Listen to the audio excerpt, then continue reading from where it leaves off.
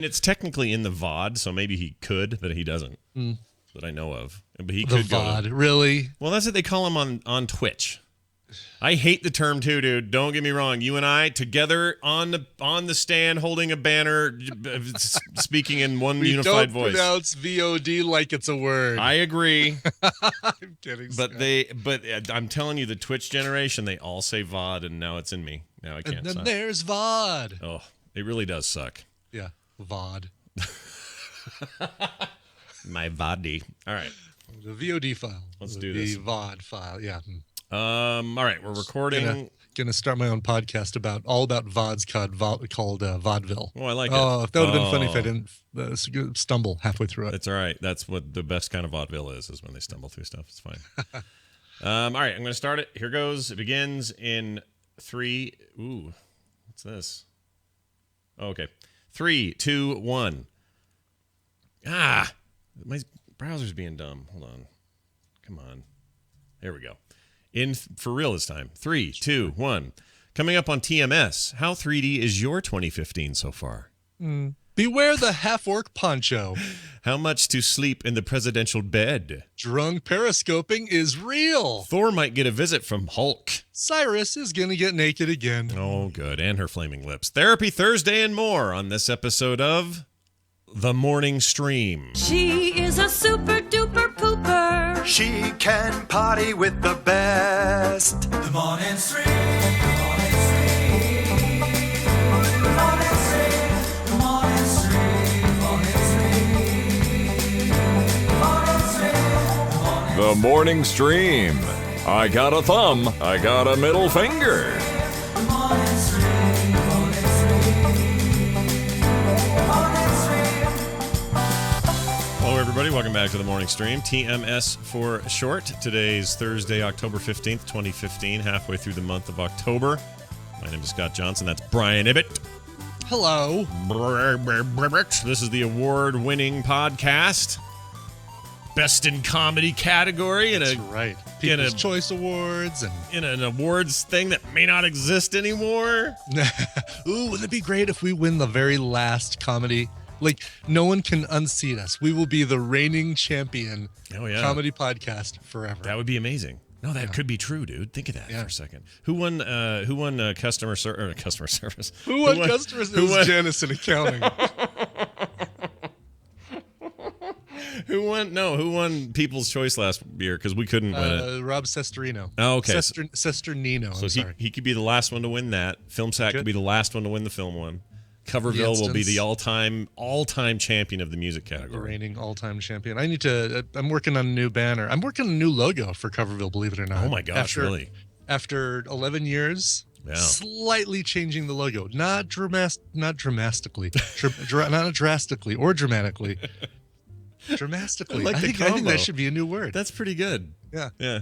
So wait, are you going to no more little hidden Illuminati symbols in your logo? Are you taking that stuff out, or you mean like the album covers? Yeah, like the little, No, I'm going to keep those, but I'm using a different font, something that's a little more, I don't know, a little fresher. It feels a little newer and cooler. Okay. There's still going to be kind of a 3D look to logo. The postcard idea is something I'm sticking with because the original inspiration for the logo for Coverville was that it's a postcard, right? Yeah. It's like greetings from, and then it's one of those big postcards where you see the big block letters in 3D, and inside each block letter is one of the landmarks from that state. Mm-hmm. So if it's greetings from New York, you'd see like the Empire State Building, and then the Statue of Liberty, and then Madison Square Garden, and I love that, and it's very retro, very completely and totally early '60s. Took a trip to New York sort of vibe to it.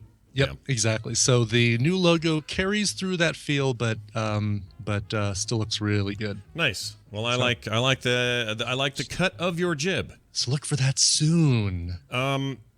Something's weird going on. Let me tell you about this. All right, you hear about this? You hear about this? So I'm convinced that there are various conditions that video games can cause in a human body. All right. Mm-hmm. One of them is like, you get Nintendo finger or thumb where you just kind of hurt and aching or whatever. You get Quake mouse hand where your wrist hurts. There's a thing with Rock Band where even after you play, or even after you're done playing for a while, you still see colored dots coming towards you. Yes, and the room moves funny when you're done. Uh-huh. I don't like that. So there's these various things that this external stimuli creates in our brains, and it's fine. But also just painful things like your wrist hurts, or you've been sitting too long, or you're Sure. whatever. I've Or your baby's starving. yeah, your baby's starving, or you're otherwise neglecting the people in your life that you care most about. Right. Yes. Or in my case, I have like what I'm only going to refer to as Hero's shoulder, and I'm placing the blame on Heroes of the Storm because it only flares up and hurts when I have a long, like 3 or 4 games of Heroes with my friends. And I tested this last night because I had kind of worked it out. It was fine, everything was good, and then I thought, all right, it's nighttime. Let's play some video games. Let's get on. Let's have a little stuff. We did a live stream, and at the beginning it didn't hurt, and when I was done, my shoulder was screaming at me. And this morning it is just like a nightmare. So I've got to figure out my posture. I think I'm sitting weird and tensely when I play that game.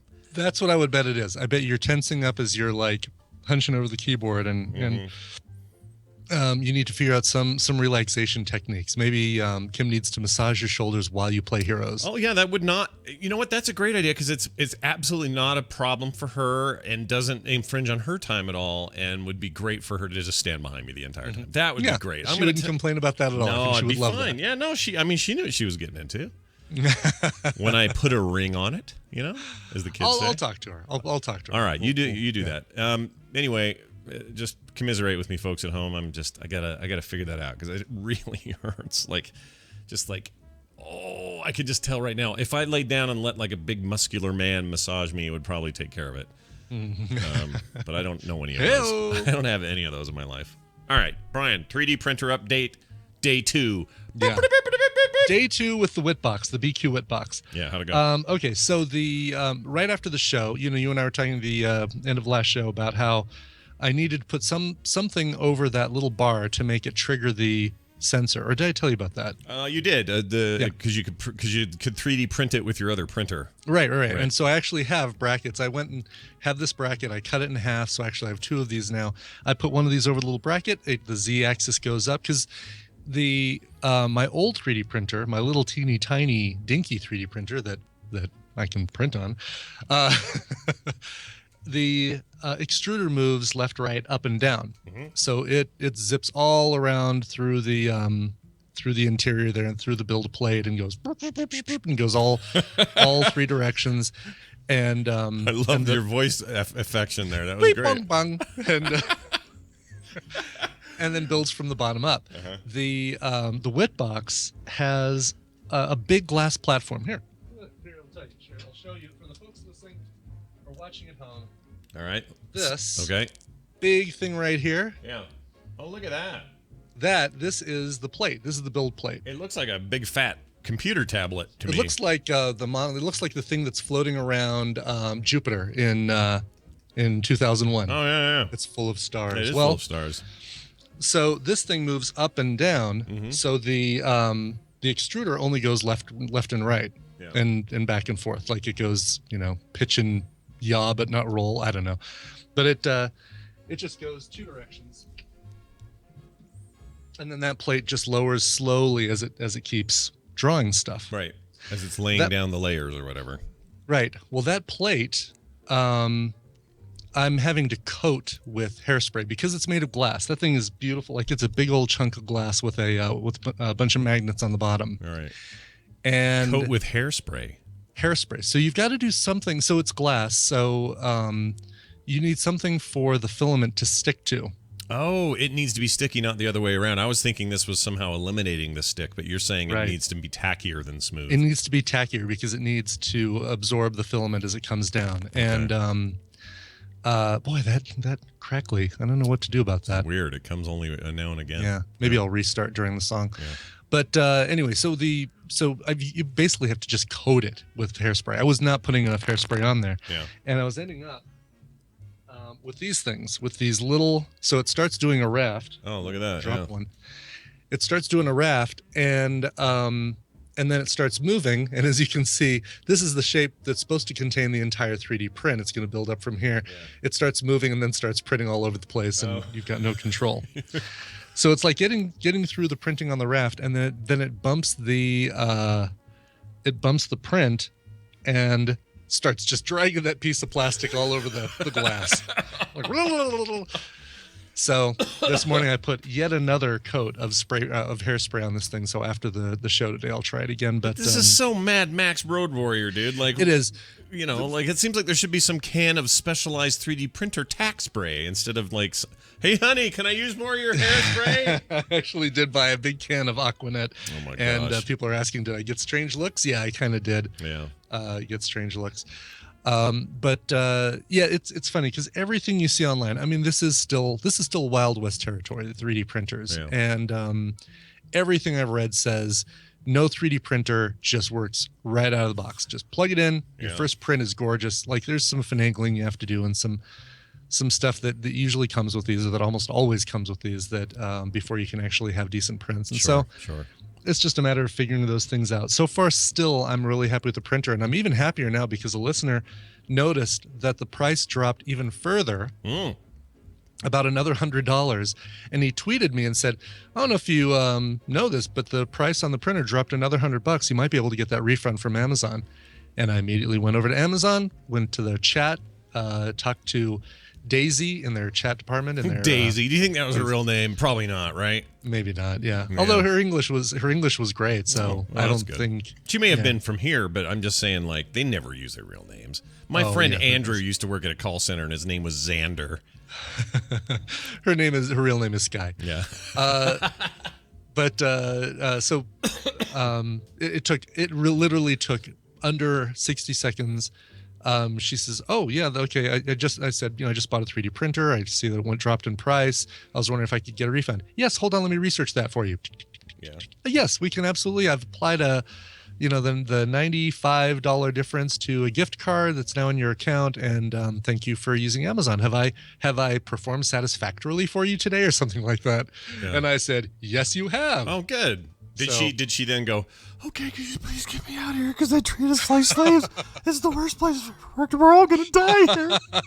She didn't do that.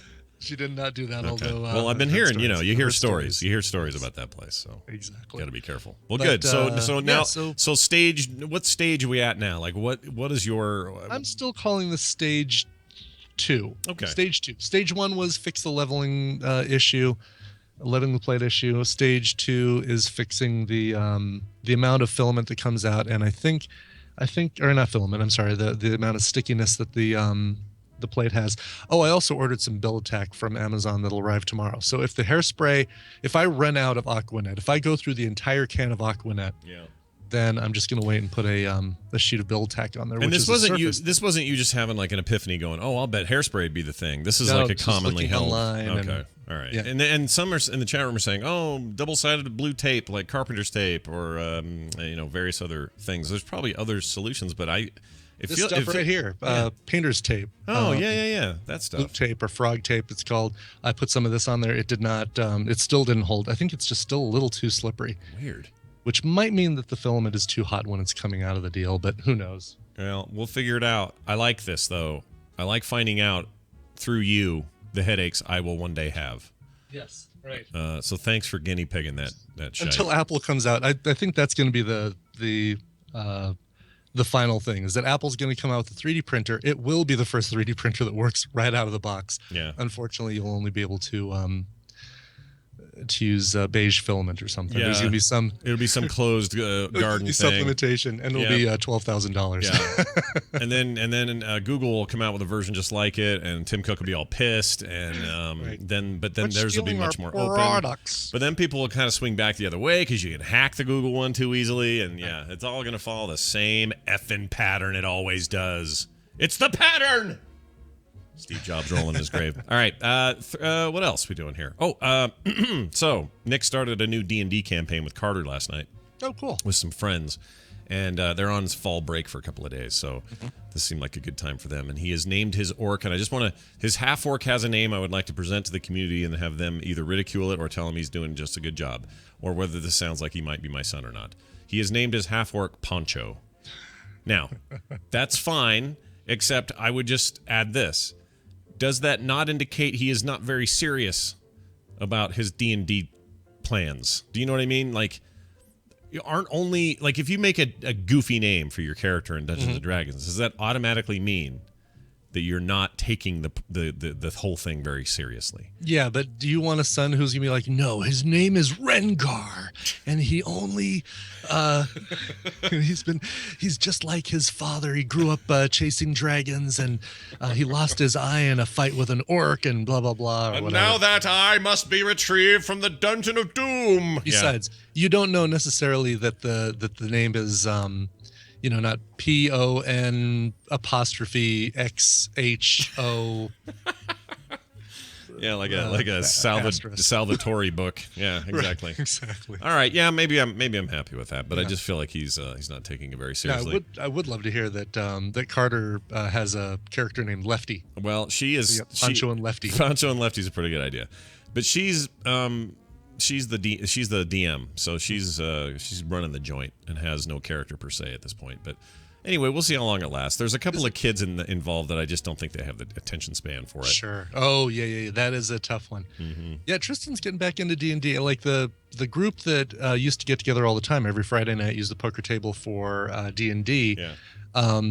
Had a hard time this summer getting together. Everyone was traveling. The kids were going to California, going here, going there. Right. And then they had the first couple of weeks of school, and it was like, yeah, just trying to get caught up and da-da-da-da. Yeah. And they're college kids now, so they have that stuff to think about. well, some of them are still seniors. Oh, okay. Yeah, Tristan was slumming with the undergrads or the under years or whatever you call them. Yeah. But everybody's back together, and they're going to be campaigning tomorrow night. So we'll see how it goes. They're starting a brand new campaign, Lovely. and I can't wait to hear how it goes. And pizza rolls will be flying. No, that's good. Nice hot lava burn rolls. That's right. One other yeah. quick thing, Yeah. just before we go, I want to give a quick shout out to Rob Foster, Canadian Rob Foster. He roams the countryside fixing printers, and gets dumped into a different market every few weeks, and goes and fixes printers all over that market. Yeah. He got dumped into Castle Rock, Colorado. I don't know if Stephen King likes that place or not, but Probably. it's just an hour and a half down the road. He came up and met me for dinner, and I even brought the crazy neighbors so he could meet the crazy neighbors. Oh my gosh, I love that you bring the crazy neighbors to the meetups. It's funny because I was heading out. I had a dentist appointment yesterday. I was heading out, and I see the crazy neighbor picking up leaves in their yard, and she comes over and says, "Oh, what are you doing tonight?" Or what are you doing tonight? Yeah. And I'm like, "Oh, I'm meeting a listener, a TMS listener for dinner. We're going over to Twin Peaks." And she's like, "Ooh, that sounds good. Do I like any of the food there?" And I said, "Yeah, you've had it before. You like it." I said, "Would you like to go?" And she's like, "Yeah, let's go." So Do I like any of the food I there? like any of the food there? Because she can't remember if she likes any of the food at restaurants. Like I have to That's amazing. tell her, "Yeah, you had the lobster mac," is what I said. Actually, you had the lobster mac and cheese last time, and you really enjoyed it. Well, guess what? Guess what? They don't have on the menu anymore. The lobster mac and cheese. That's right. Exactly. You have it. That's a very important responsibility, Brian. Yes, it is. Keep your but- neighbor's food straight. Jeez. It really is, yes. But Yeah. Rob was great. We talked all about Canada and America shopping. They live close to the border outside of Toronto and Hamilton, and super, super cool guy. So, Stay on your side. You're taking our jobs. Oh wait. so if he ever pops Wrong over border. to the Salt Lake City market, you should have a for coffee sure. with him or something. Sure, Rob Foster. Rob Foster. That's Canadian for beer. Hey, Rob Foster guy. Hey, how you doing, buddy? Hey, guy. buddy. What's going on, Hey. buddy? All right, excellent. That's all good news. So when we get Daryl on the line, Yeah. I'm going to unplug and replug in my USB, and we're going to see if that fixes it. A couple people are Well, that's a good suggestion. Sure. suggesting it. So Yeah, why not? I mean, it appears to be a USB thing to me. Yamo, try that when we get Daryl, and when you have someone else you can talk to, and you're not just listening to me go click click click Well, click. That's fine. What if it's just all this all day? You just Well, oh, it's Daryl that will be all that all day. This should be my alarm in the morning. Wake me up at 6:30. All right, here's this thing.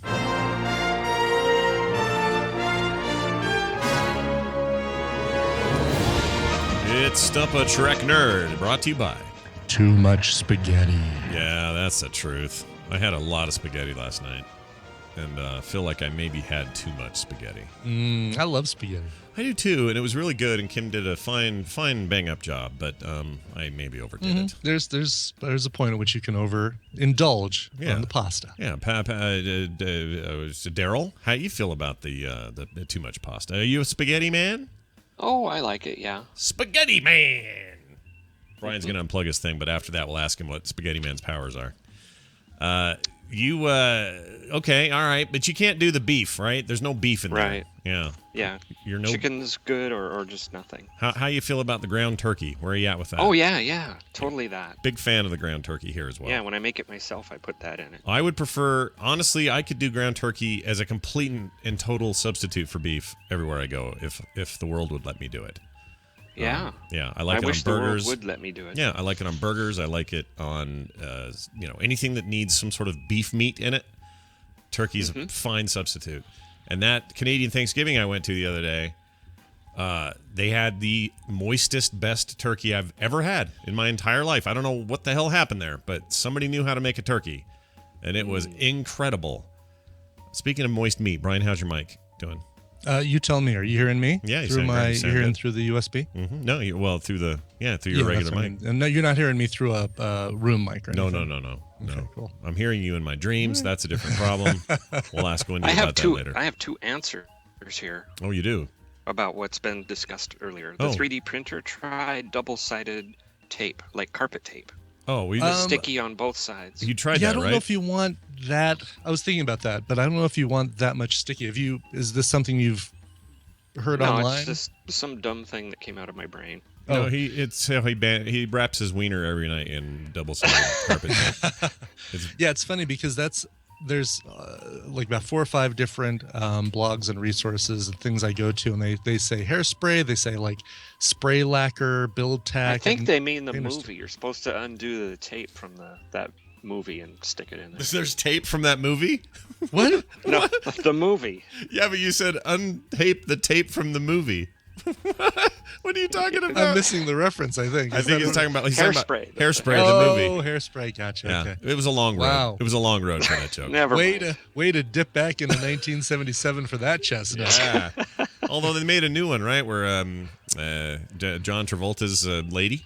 Didn't that happen Oh, there? you know what I was thinking? What was I thinking? I'm thinking of the one with Warren Beatty. That's not hairspray. That is That's hair Shampoo. girl. Oh, shampoo. yes, That's another hair care product. that's right. I don't know how I could possibly get those two confused. I was thinking of 1985's conditioner. I don't know what was wrong with me. I will. I'll take a look around and see if I see any double-sided tape as a recommendation. Okay, Okay. sounds And And what's Poncho. your second thing? Poncho. What about Poncho Poncho? is my second thing. All right. I think it's a great name. Oh, and good. if he has a home in the game, I don't know how that works, but it would be Poncho Villa. Ah, look at you. You are the dad joke maker today. Forget about 3D printing. Dad joke making is the hot new technology, and Right. Daryl is leading the charge. Woo! That was fantastic. All right, everybody. On that note, Poncho is gifted with -3 to water repellent. see? Yeah. Keep it going. Keep adding to it.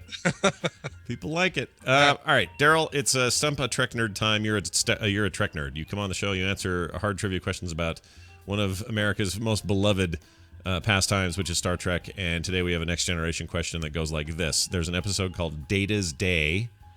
And Data records a log. He does many things during this day, including learning how to dance for Miles and Keiko's wedding.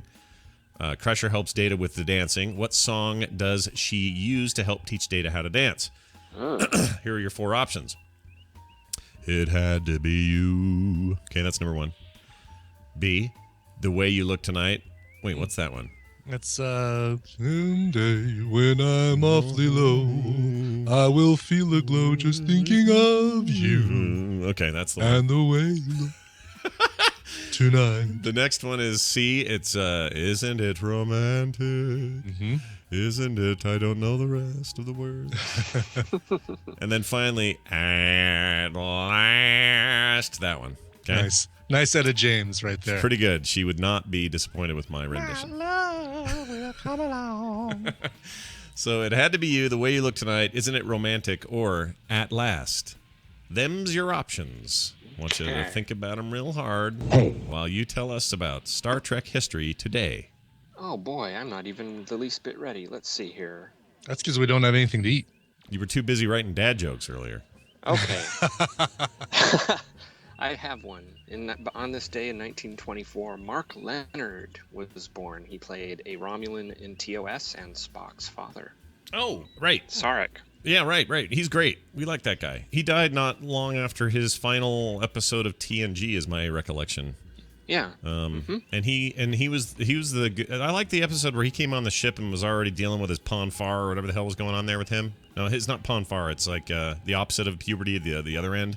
Yeah. Like old man disease. Old man disease. The Vulcan version of that is you're so emotional that everybody on the ship can feel it. Yeah. And they become emotional themselves without knowing why. Yeah, that's a bummer. They catch emotion. Yeah, that's a total bummer to have that. That's a bummer disease. Yeah. That was a great episode, though. Yeah, really good, and I think it may have been his last. Yeah. But really fantastic. That guy's great. So yes, we should celebrate his existence. I think that episode was called Sarek. Oh, really? What a nice tribute. And also, he just had a way about him. There was something about that guy's face, especially in Vulcan makeup and getup and stuff. He just, I don't know, he exuded that whole vibe. I looked at a really old picture of him. He looks a little like Klinger. Oh, weird, really? Yeah. Like big nose and talking about Tommy Pico's pickles or whatever. Great. All right. Just his face. Okay. And his hair. Always wore a dress, trying to get a Section 8, all that stuff. Hey, but where are you, by the way? Mash check-in 2015. Hold on, we got to do the theme for it. That's what she said. Where are you at? I am nearing the end of season 10. Oh my. Almost ready to start on the last season, and I'm getting really sad. Yeah, you're on the cusp.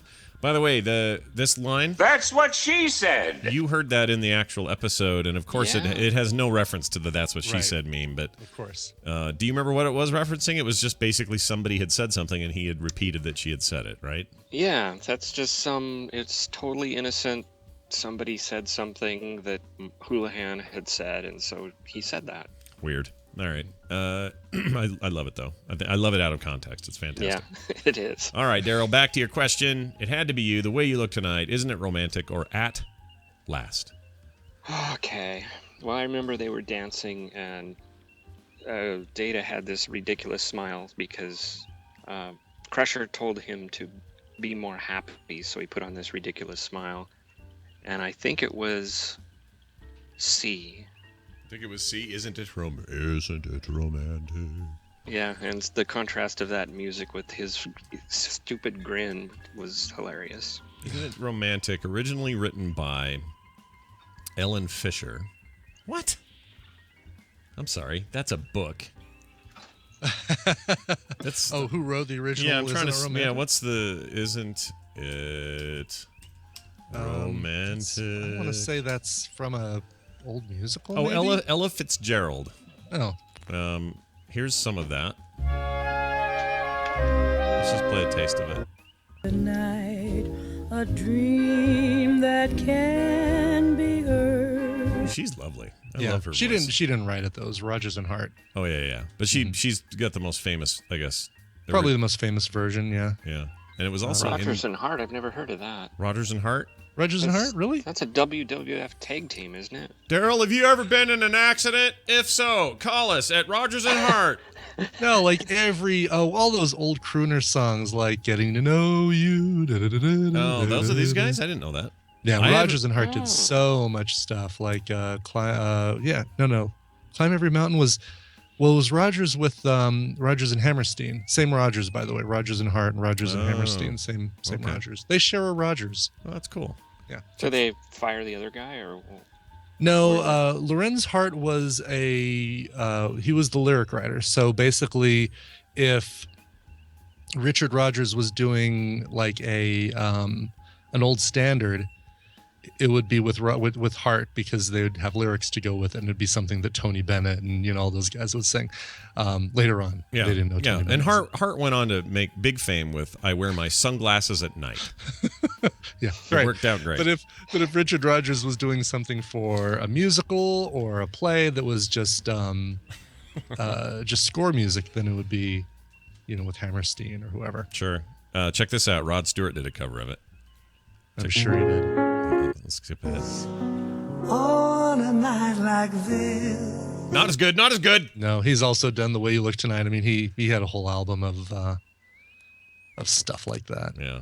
Well, USB didn't solve it. Nope. We'll do a reboot during the song. Yeah. It'll be fun. Daryl, all right. Let's get back to Wow, we learned stuff. We have that. I We need it really now. did there. Yeah. And it was so exciting. Let's talk. Let's see if That you were sounded genuine. Hey. It was real. I want you to know that I'm going to tell you if you got this right or not. All right. So here you go. Let's. Did he? Congratulations. He did. He totally got it right. You're a winner. Crusher selects his song to help Data teach Data how to dance. Here's a clip, as always. Data, you never told me this was for the wedding. Is that important? Well, yes. They don't do a lot of tap dancing at weddings. Why? Well, Data, because I don't really know why, Data.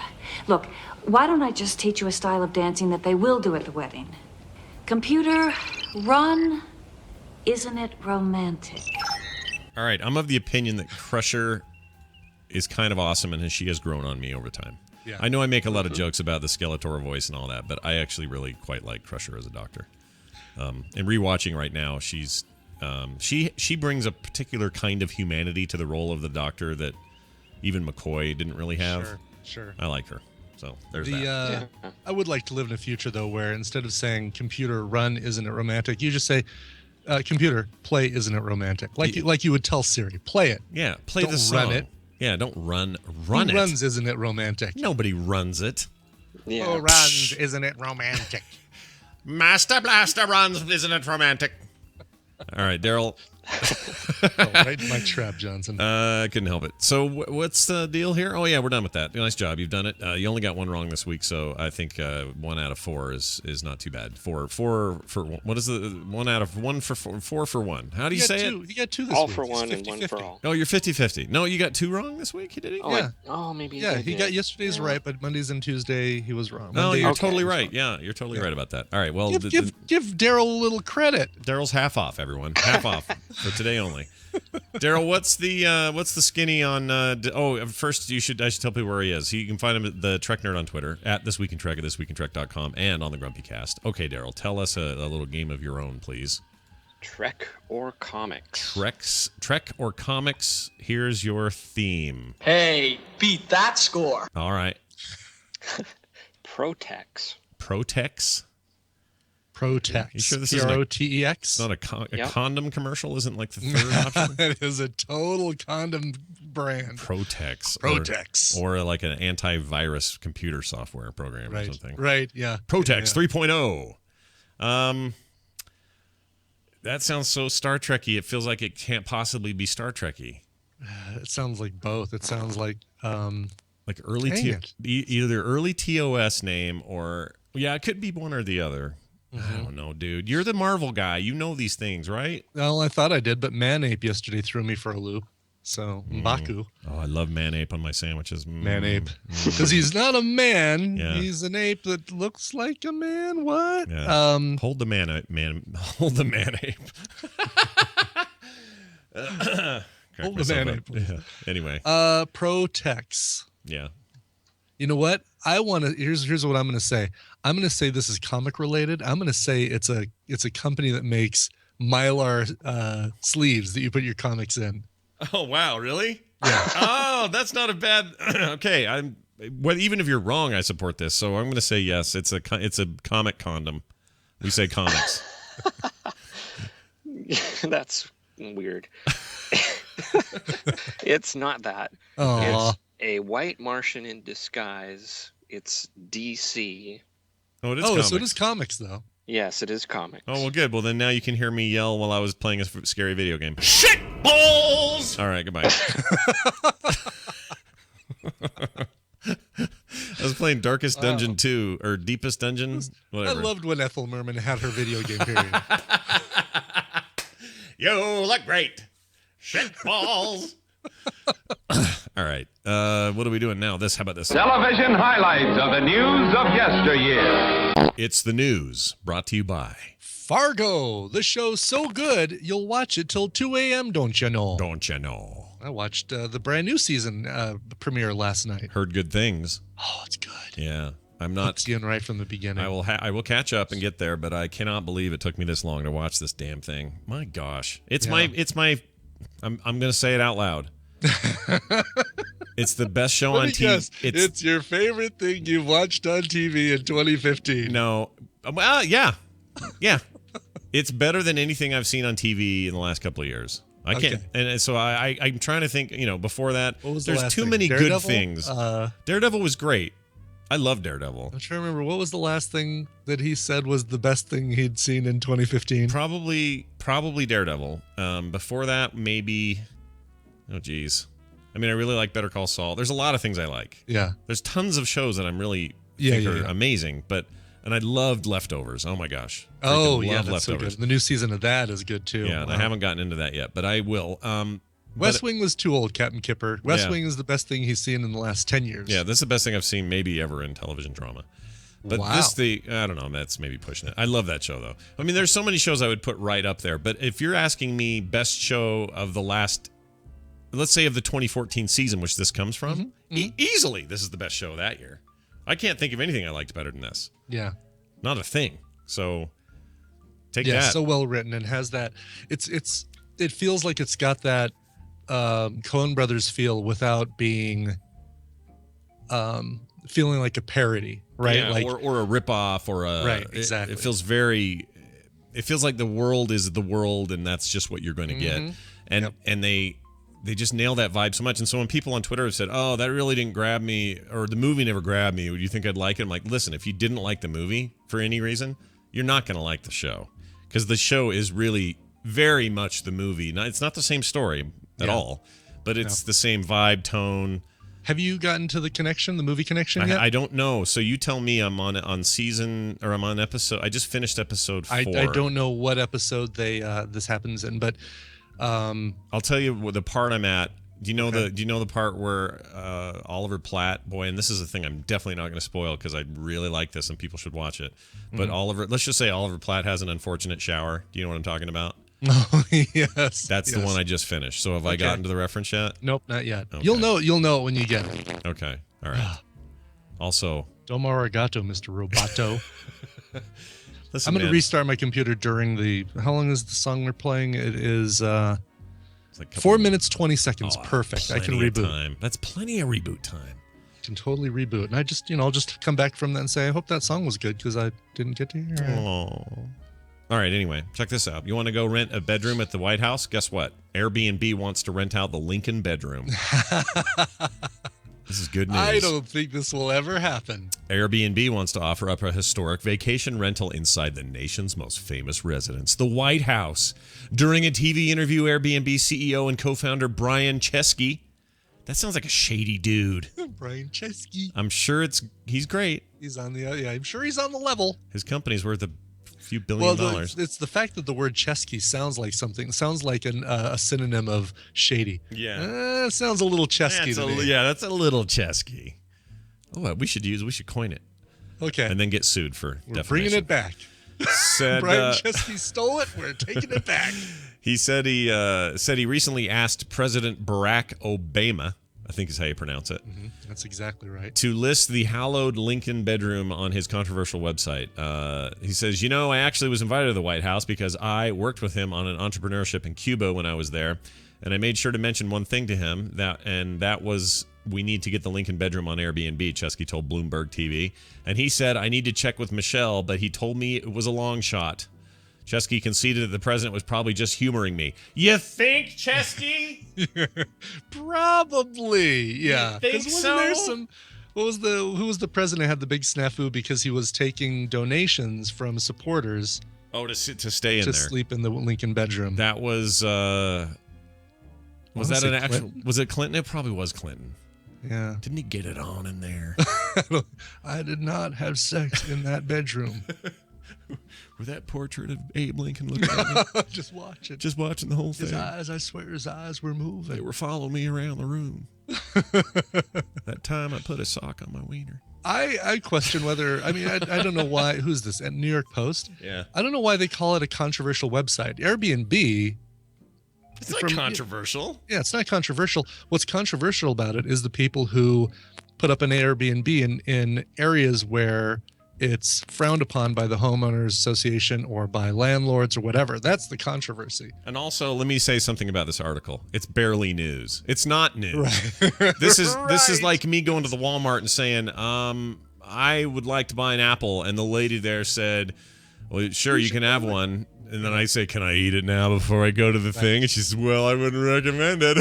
Headline should be, Obama makes bad joke. Yeah. Obama strings moron along. No, here's another one. Moron has way too close proximity to the president. Right. How about that?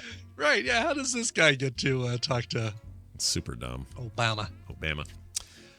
Police say a woman has periscoped her drunk driving and then got arrested for DUI. Well, there you go. Well done. Florida woman. Yes. Who appears to be what medical professionals refer to as as shit-faced, it says here. This isn't even HuffPo. That's not even the gentle subtlety of HuffPo. No, this is complex.com. It is not very complex, it turns out. My doctor, Dr. Reed Harrison is my doctor's name. I could never hear him say this. I cannot picture him ever going, no, right. Well, intoxication could occur on this medication, or as I like to call it in the profession, shit-faced. She periscoped her drive home and miraculously was pulled over and charged with the DUI on Saturday. Whitney Marie Bale, age 23, tilted. Beal. Come on, Beal. It's like Jennifer Beal. Oh, is that how you spell it? Beals, I guess is. Is it Jennifer Beals or Beal? Jennifer Beals. Or is it the other Beals, the other cute girl in the Texas Chainsaw Massacre? What was her name? Not Jennifer. Jessica Biel. Who's the okay? Oh, Jessica Biel. Sure, that's Beal also, but that's Biel. Jennifer Beals is Beals. And she's the one that got water dumped on her while she was dancing dirty. That's right, because she's a maniac. Right. Scott. She's a maniac, and she took that bra off so her shoulder showed. She was showed. Dancing like she's never danced before. That's right. Man, that movie. What is the modern day equivalent to that dumb thing? Pitch Perfect. Yes.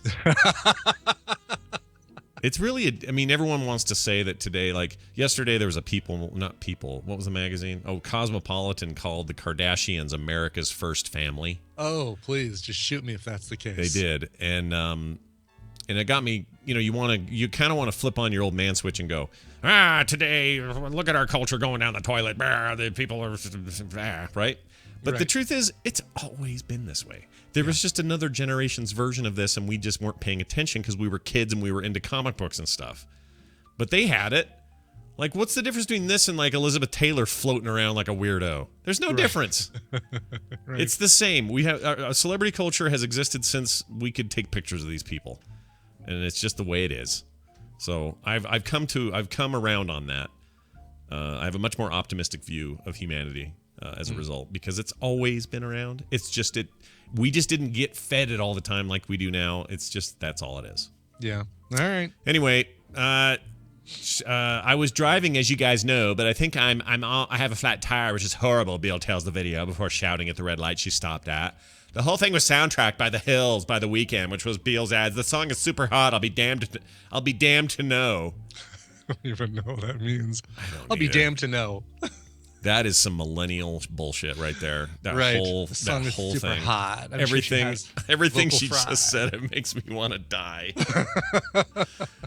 Anyway, she used her own Twitter account to watch the stream. A cop used his own Twitter account to watch the stream and figured out where Bill was based on the landmarks in the background. Is there nothing you can't do? They say Elizabeth Taylor wasn't famous for her sex tapes. I don't just mean the sex tape people. I'm not saying Kardashians only. There's plenty of like controversial, old school starlets and stars that were wrapped up in all sorts of controversies and their fame was brought along by that. Like, just look at my decade. Look at the 80s. When I was a kid, there was stuff going on, man. Yeah, but can you name somebody in the 80s who gained stardom from something from, I don't know, like, how did what's the difference between Miley Cyrus's current modus and Madonna's? Not much. No, and Miley Cyrus isn't just famous for being famous, right? I mean, she was an actress on Hannah Montana. She's the daughter of Billy Ray, and she released music and blah blah blah. I mean, she's famous for acting and singing and whatever. Mm-hmm. But the Kardashians, I mean, there was nobody in the '80s who got famous for having sex and having it filmed. I mean, other than, I guess you could say, Ron Jeremy, Yeah. right? But like, Who's look at the Vanessa. underage Tracy Remember Lords Vanessa or something? Williams and her thing with the penthouse spread? Right. Like, to me, it's just different technologies now, but same problems. I guess what I'm saying is I don't think it's any more rampant than it's ever been. It's just way more available. Yeah. That's really what I think. Like everybody wants to think that it's like the world's full of crazy Trump supporters. No, it isn't. It's just that the few that we would have had anyway all have access to the internet and Twitter now. Oh yeah, no, I don't think it's a matter of it being full of that. I just think that we're in an age where there are new methods for people to become famous. Excuse me, that are less than genuine or less than. Oh yeah, remember Rob Lowe? Remember his deal? Yeah, but he was an actor first. That's a different thing than just being famous because you're famous. Look at Paris Hilton. Tell me what Paris Hilton did other than having the last name Hilton. Nighttime vision sex movie. Well, yes, right. That's what I'm saying. That's exactly your point, yeah. Yes, exactly. I'm trying to think of an equivalent. I can't. You're right. Think of an 80s equivalent. Like nobody. I mean, even porn stars that became famous because they were porn stars, Tracy Lords, Ron Jeremy, whatever. Yeah. It's a different thing than just being tabloid famous. Tell me something that Kendall Jenner has done. There's got to be one. Long Island Lolita. She was, she wasn't. What about the guy? What was his name? Joey Buttafuoco. Joey Buttafuoco, right. And what was her name, though? That's Mary Jo Buttafuoco was the wife. Yeah. Joey Buttafuoco. Yeah. And Amy Fisher was the girl. Amy Fisher, that's it. Right. Finding Amy Fisher? Should be. She became famous because she shot somebody. I mean, that's. Oh no! Remember in the wiener, different the than- lady that chopped off the guy's wiener, and then he became famous for that. John. Wiener- Okay, hold on. Let's see. Old wienerless John. Right. He did. The movie was Frankenweenie. No, that was a Tim Burton cartoon. Oh. No, I think there was a porno called Frankenweenie. Oh, did they do that? too. Okay, all right. Yeah. Yeah. What was his name? Buttafuoco. That's his name. John Wayne Bobbitt. Oh, Lorena and John Wayne Bobbitt. Yeah. Right. Yep, Thank you, yep. Gutter as a tool. Cut off his wiener and threw it in the dirt. Yeah. Donna Hart with Donna Rice with Gary Hart. Yep. And then on the boat called Monkey Business. Yeah. And you had who were the famous preacher people that all Tammy Faye and what's his name, Baker? Yeah, Jim Baker, Tammy Faye Baker, and the woman was. I'm just saying. This is fun. I like this. I'm just saying that, yes, Kardashian maybe has a unique place in that it's a sex tape and now you're a very popular TV star. But I'm saying that the continued fame isn't anything to do with the sex tape.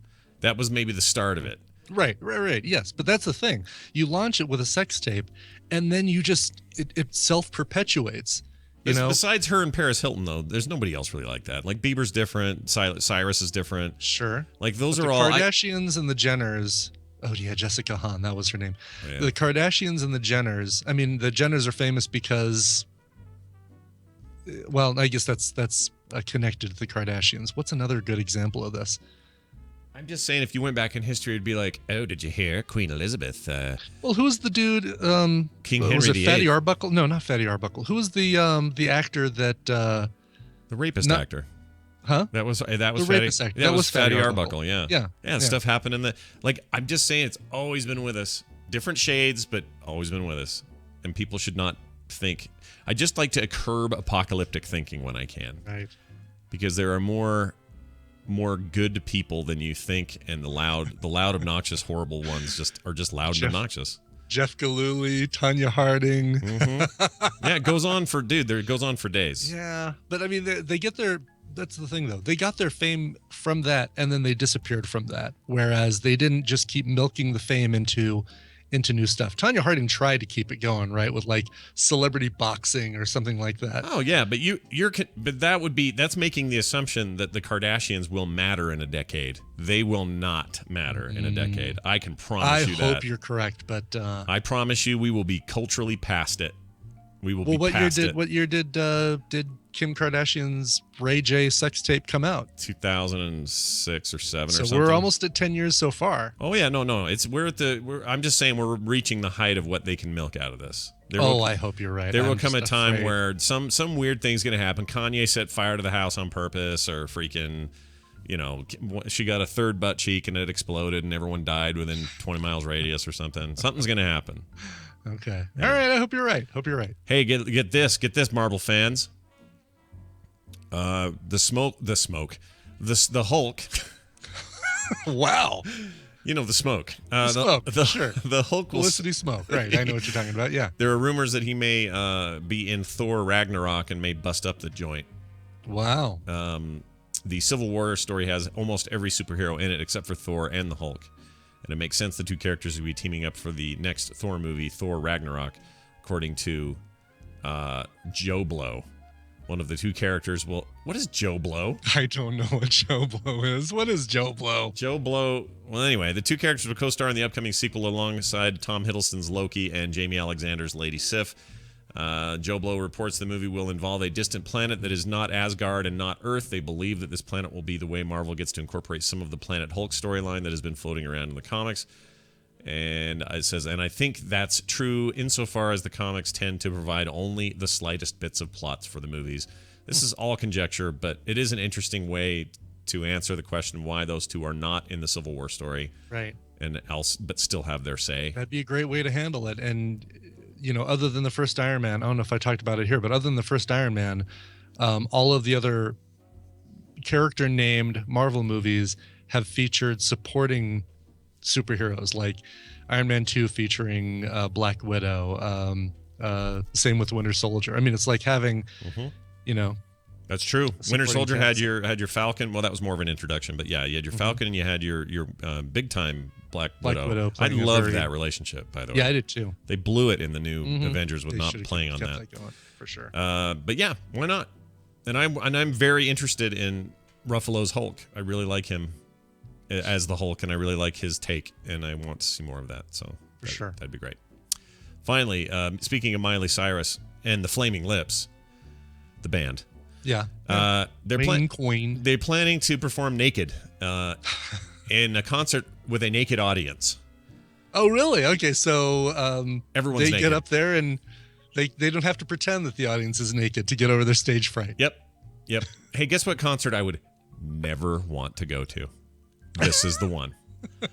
After the recent releases of Miley Cyrus on Saturday Night Live performances and MTV Music Awards, Oklahoma City-based psychedelic rockers The Flaming Lips are planning another gig with a performer formerly known as Hannah Montana. The Lips, I love that. Lips and Cyrus, yeah. The Lips and Cyrus are apparently planning a show in which they are all naked and the audience is too, reports the Huffington Post. Lips frontman Wayne Coyne revealed the plans on Instagram. That doesn't even deserve a sly I agree. It's stupid.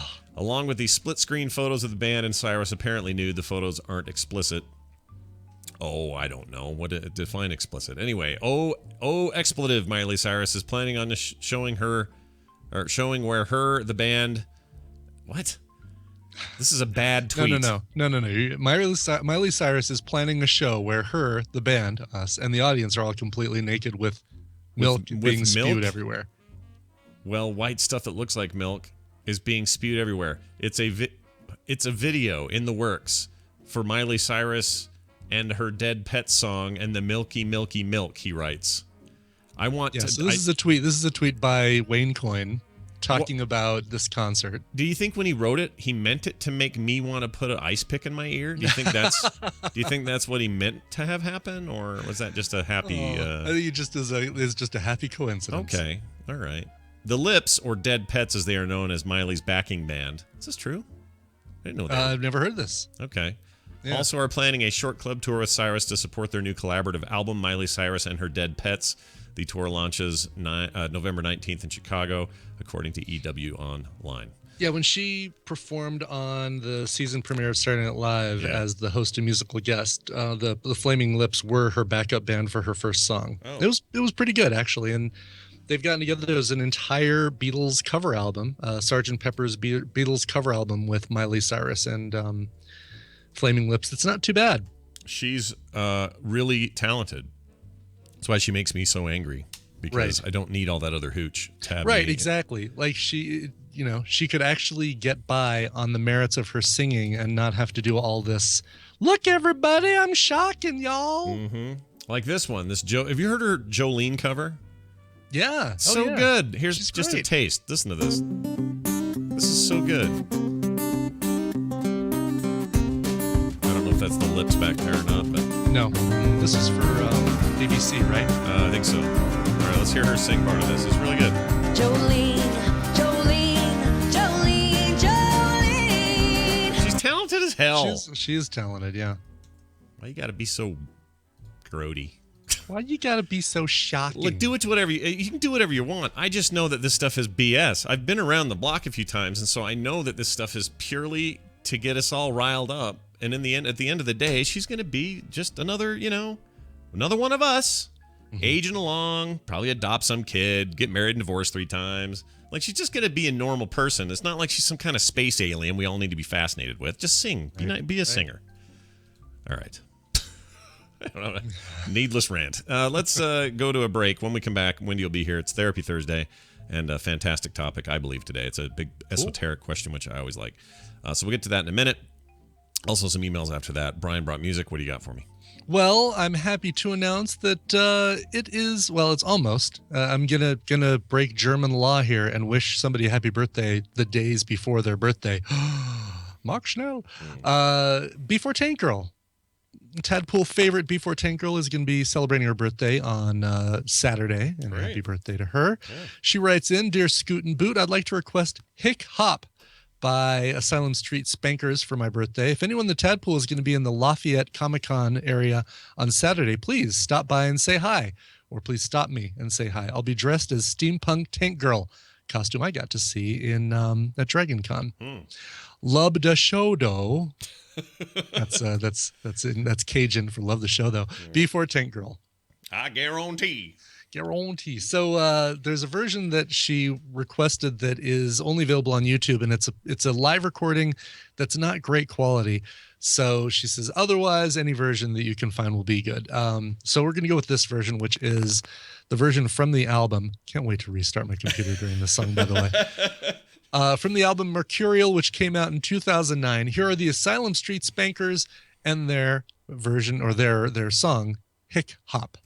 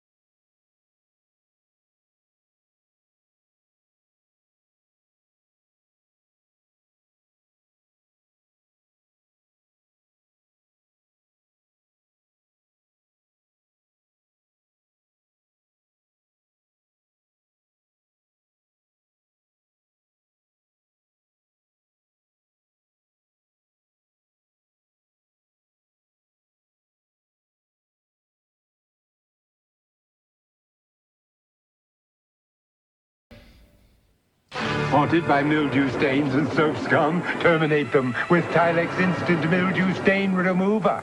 Spray Tilex on mildew stains and they vanish with no scrubbing. Spray Tilex on soap scum, then wipe it out of existence. Terminate mildew stains and soap scum with Tilex. I'm gonna go take a poop. Logical decision.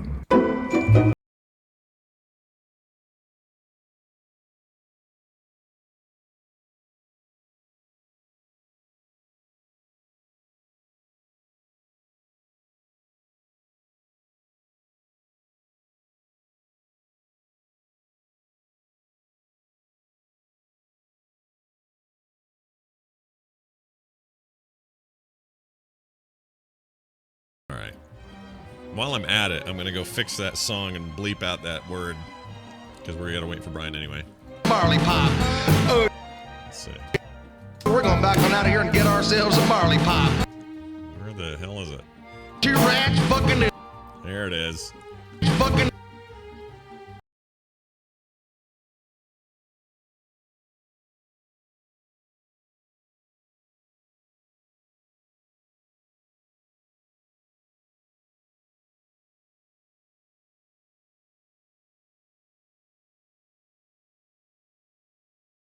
Hope that he's able to get back in soon.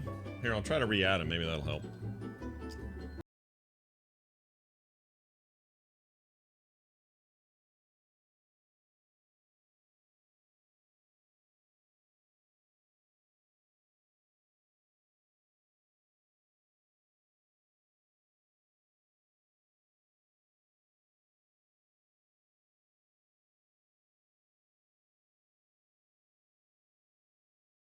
To worry in the world. All right, we're back. Brian's back too. I'm back. Look at that. Yeah. I'm back, people. Don't worry, people. I bleeped out the F word in the song. It's good. People at home. Oh, will was hear there an it. F word in there? Yeah, good one too. Well, it was a pretty solid one. I liked it. Nice. All right, we're gonna add Wendy to this business and.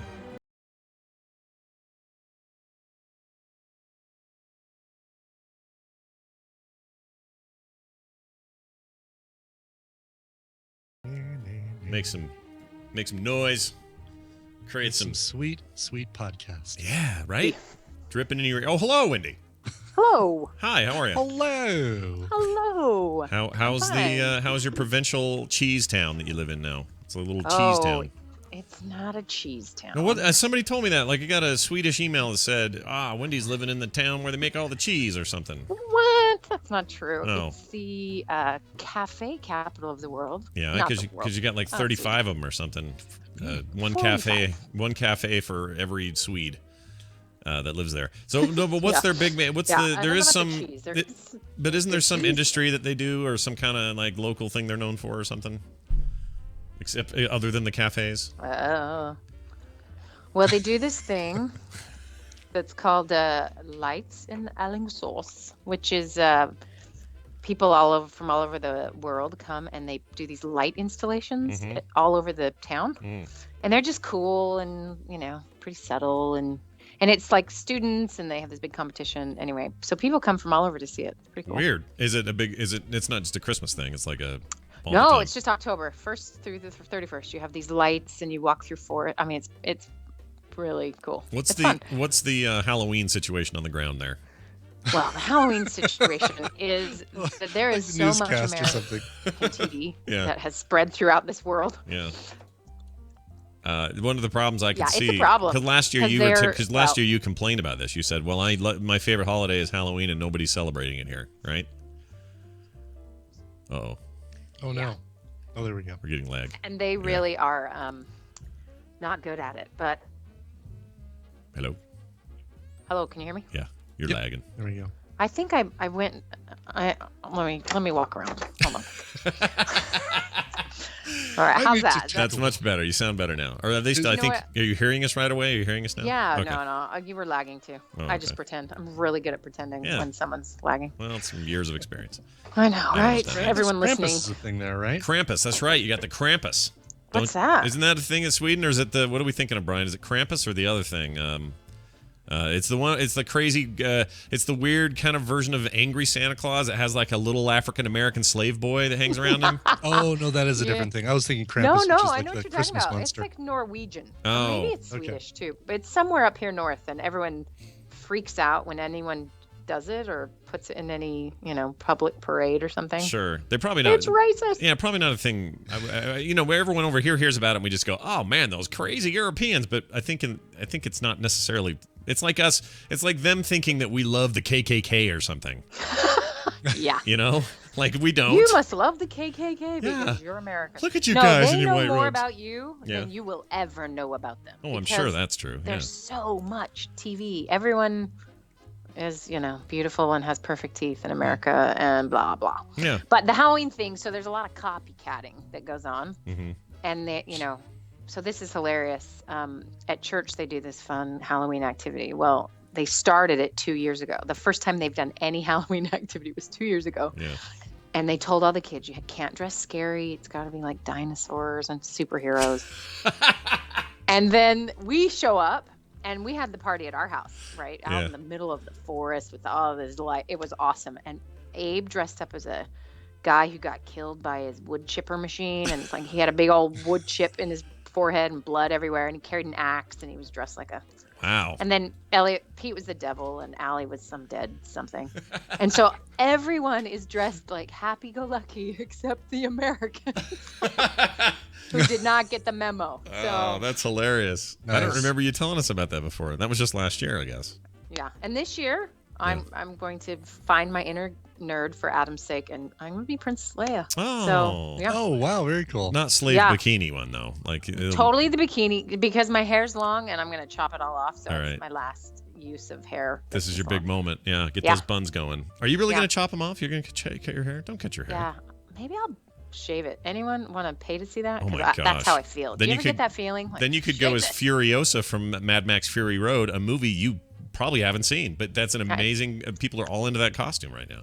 Mhm. Okay. Oh god, it Well- was all over Dragon Con. Yeah. Huge. Yeah. And she's bald, isn't it? Yeah, bald and has this black grease thing over the front of her forehead and eyes that makes it look almost like a mask up there. She's super cool. She is the woman and the empowered woman of Hollywood at the moment. She's fantastic. So this is the movie you told me about when I was visiting, right? Yeah, the one that I said is my favorite movie of This the last is the 10 movie years. he tells everyone about. I love this Because movie. I feel like I've seen it now, but I haven't. It's just you telling me. It is so good. It is so freaking good that I can't stop talking about it. Anyway, we'll now get to our question. Oh, and Wendy's the therapist, everybody, a real one. She comes on the show and answers questions from you guys just because for fun. Otherwise, she's very professional in her life. But Otherwise, I'm normal. I think she's Yeah. professional in this aspect too. Yes. Let's not take away from that. she lowers. I'm just saying she lowers her. She does the limbo of sorts to come on the Right. show. She And- lowers herself to I fit bend under over our backwards. bar. Yeah, That is true. That is true. So we're going to share with you this question that came to us from somebody called Ebert. They wanted to point out it is not their real name. I don't know why they used Ebert, but anyway. Dear TT Crew, that's Therapy Thursday, I assume. I am an African-American male student in a large American university that shall remain nameless. For this email, I guess, not in real life. Why do all my white friends think they are being victimized by minorities right now? It's kind of hard for me to explain, but they all seem to think they are being forced to do things or change their lives because people are for people that are not white. Does this make any sense? I really struggle with it. I have some friends who think they are being persecuted for being white, Christian, and in some cases men. Can you explain this to me? I see this a lot online and I really don't get it. I have very little I can say to this stuff. Anything I say is taken as me piling on and proving their point. Perplexed in Philly, Ebert. Ooh, wait, Ebert. what universities are in Philadelphia? That may give us a hint. Yeah, Wharton's there. Yeah. University Penn. What? Penn one of State, those. yeah. Pennsylvania State University. Or he's out of town somewhere. You don't know. You don't know. This is a mystery wrapped in a riddle. So, Yeah. so this is this one jumped out at me for lots of reasons, but and it's a little bit bigger and esoteric than I'm having trouble getting my girlfriend to like me kind of questions that we get sometimes. But where do you begin? How do you make sense to Ebert? Yeah. Well, okay. We gotta make a distinction. Okay. Oh, man, I was not gonna find that word, and I found it. Okay, Nice job. distinction Yeah. You almost said Vanderhunden. Verschnichmoff. I almost said Hulmad for my Swedish friends. Yeah. So the difference between, or distinction between the mental illness of a persecution complex and the non-mental illness of persecution complex.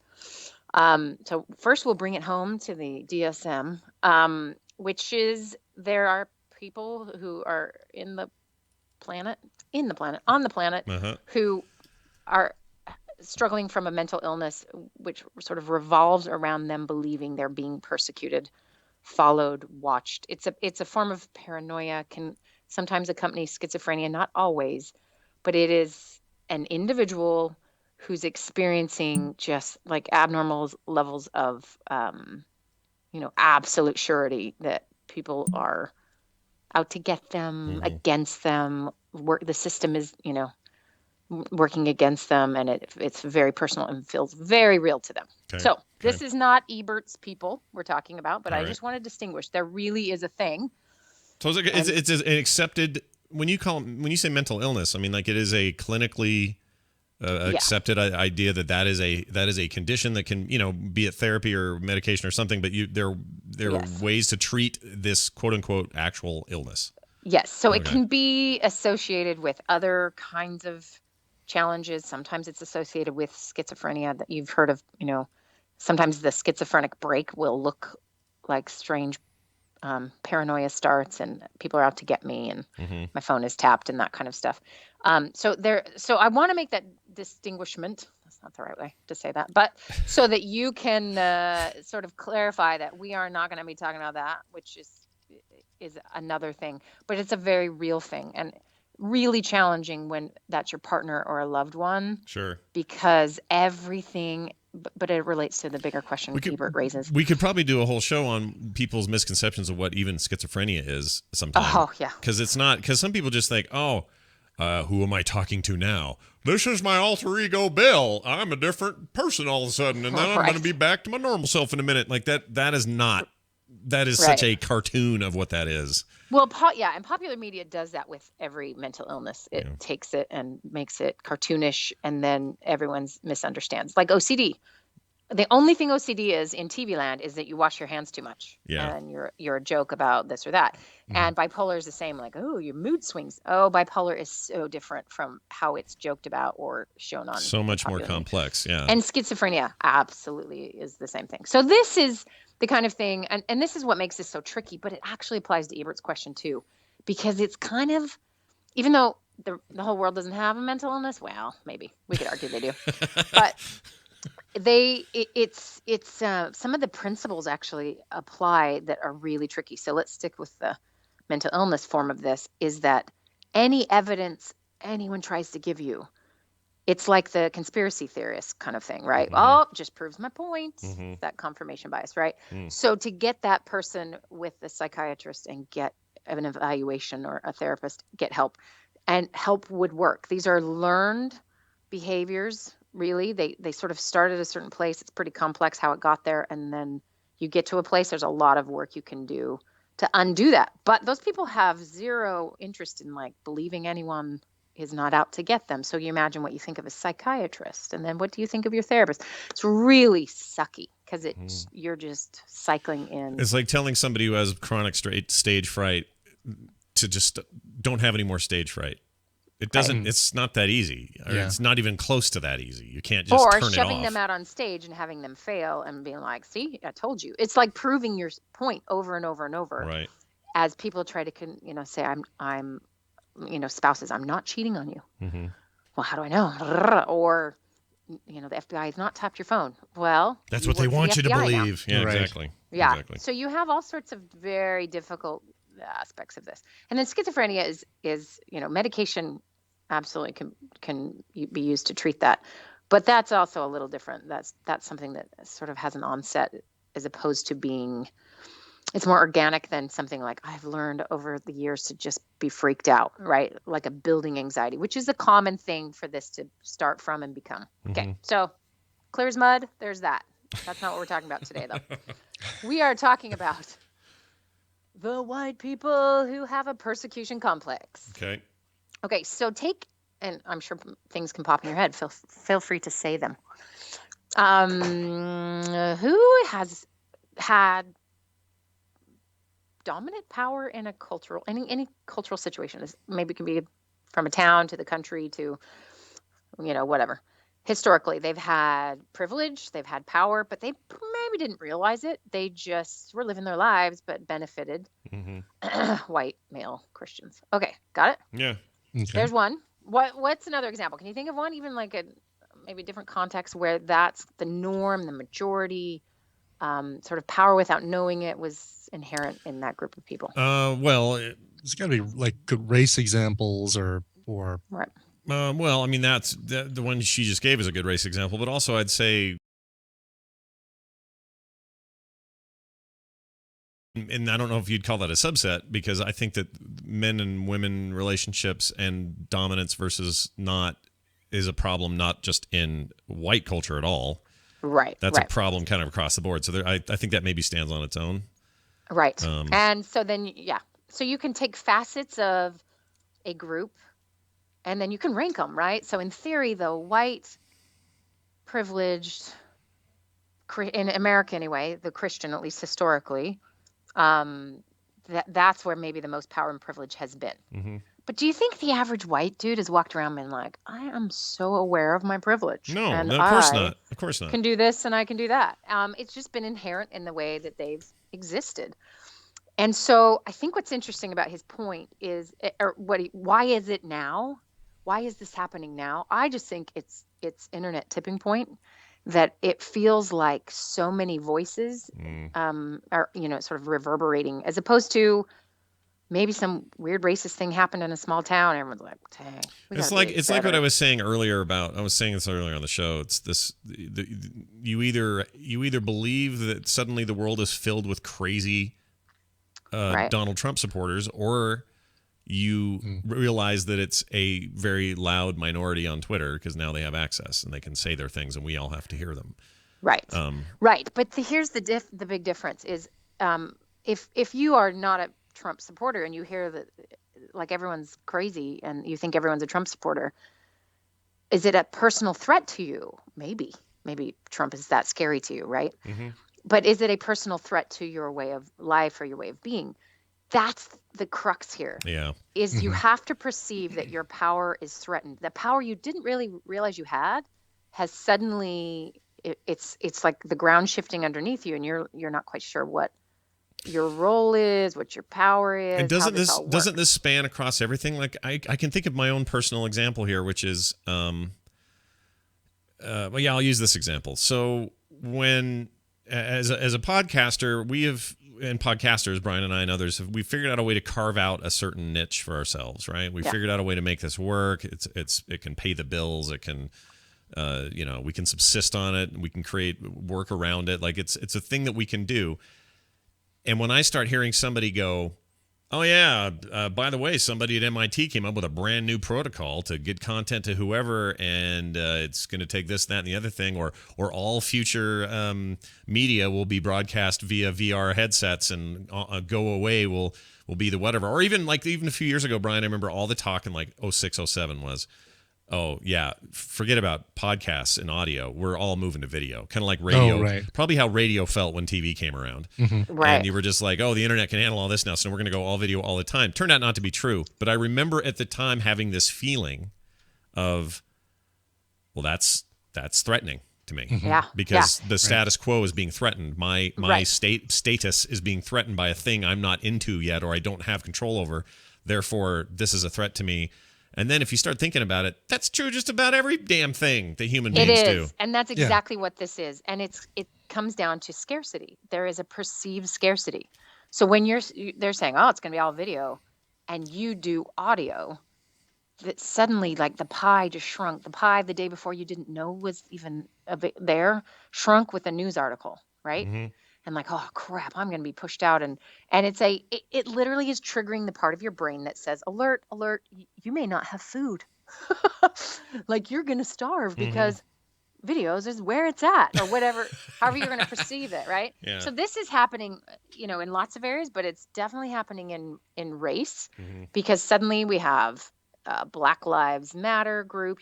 They're getting more airtime. There's all these cops killing black dudes and lots of like energy and but when you watch the news, you're gonna hear that over and over and over again. Yeah. By the way, someone's going to hear you say we have all these cops killing black dudes comment, and they're going to do the very thing we're talking about. Right. Because you're not you're not making an opinion either way. You're talking about the perception and the words and what's happening and what we're seeing and how we're all getting the information, and they're only going to hear Wendy's clearly biased on this issue because she's only talking about cops killing black guys. Right. And I'm against cops. Exactly. You're public employee. We are in real time. We are in real time illustrating this problem. That is a hoot to me. So here's a great example of how this has translated into American TV being around the world. Is Swedes are 100% convinced that every child in America is about to be kidnapped at any moment because that is all they know that we tell them about how we raise our kids. Yeah. Little do they know there are things we actually do wrong. We just don't broadcast them. Yeah. But the kidnapping thing, it's actually the safest. You're not going to get kidnapped in 2015. It's so rare. You're going to get bitten by 12 sharks first, right? Yeah. Like it's rare. But what happens is Thanks for playing on my shark fear, by the way. Yeah. See, exactly. Heightening so when that. we get triggered and there's scarcity or fear, we're stupid. So it isn't that these white dudes are racist. It's that they are scarcists. See, I made that up. They're scarcists. And it feels threatening and it feels, unsafe and unknown and whatever. And so they're feeling piled on. I want to know. I want one of those people to say, I want them to tell me how they were persecuted. Give me an example. No one ever where does that. Recently, and it's because it's not literally, they're not being followed around a store because the shopkeeper doesn't trust them because of the color of their skin. They've never experienced that, but suddenly they feel like that they're in that same category. So we have a brother. Scott and I do. Yeah, not we do. Brian and I, but Scott and I have a brother. We have a brother. This is some twisted connections I wasn't aware of. All right, yeah, anyway. this is not the brother of color. This is the other brother. Yeah.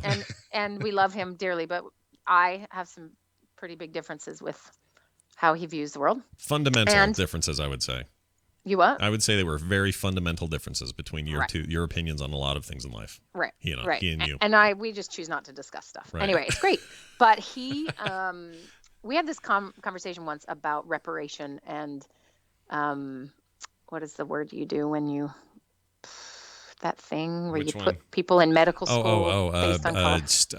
Affirmative action. Affirmative sorry. action, Yeah. So we had this discussion once about it, and these are his words. So he's a good example of a Trump lover, oh no, white people are being persecuted guy. Maybe. He's chilling out as he's getting older. But anyway. Well, he was also just incredibly liberal when he was young. Right. And then he went super conservative. And now he's swinging kind of back the other way. So. Yeah, maybe he's calming down. But whatever. Let's just take him as a prototype here. And so then we're having this conversation. He's like, my neighbor, and Mark's well-to-do. Yeah. My neighbor is a black doctor. Like, slavery's over, people. It's their own fault if they're not, they can be doctors. This guy's a doctor. Right. I'm like, oh, what? And but what happens is there's this simplicity in how the world works when you've had the power and haven't known it, right? There is no ism when there's no power differential. So you have sexism. Sexism doesn't work the other way. That may be just like a woman putting a man down, but that doesn't count as, you can call it reverse sexism, I guess, but it's not the ism unless there's a power differential, right? So racism doesn't work backwards. But I think what people are thinking is, hey, 2050, there's more people of color in the United States than white people. It starts to feel like the ism is switching based on fear, scarcity, not, really knowing, so this guy's a black dude and has all these friends that are white and they're freaking out, but they won't listen to him. They won't have he's not allowed to weigh in.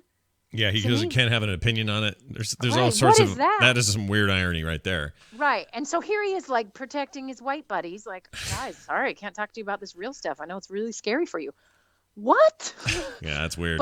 But some of that I think has to do with the echo chamber of internet life and then scarcity, and then it's just kind of an old part of our brain that's like, I should panic now. Yeah. I don't really think it's hatred or racism I just think people aren't aware of kind of that privileged status that they have enjoyed most of their lives. Yeah. So I And it's had a pretty guy. shocking. I had a Go guy in ahead. an argument on Twitter with who. One of the things that I noticed, there's one thing I should not do. And whenever somebody says something trolling on Twitter, what I really need to do is before I reply or act flummoxed or even say anything, I should check their timeline to see what other things they've said. Right. Put in context with everything else that they're about. And then you're like, oh, yeah, okay, I should not engage this guy, you know? Yeah. Or you see, like, this is a real person. It humanizes them a little bit too. So there's that. It can do Could both. be the But other in one. this particular case, I found a post that said, oh, sure, it's bad for me to wear blackface, but the movie White Chicks can get made, and that's two black dudes as white ladies. And my whole point, my whole... That movie was offensive on a whole different level. Yeah, there's a whole other reason why that movie sucks. But there is... the idea that you can't tell the difference between all of that context you just described and what it means to do blackface versus a black person putting on whiteface. Right. You really don't know the difference. You don't know. It didn't happen in a vacuum.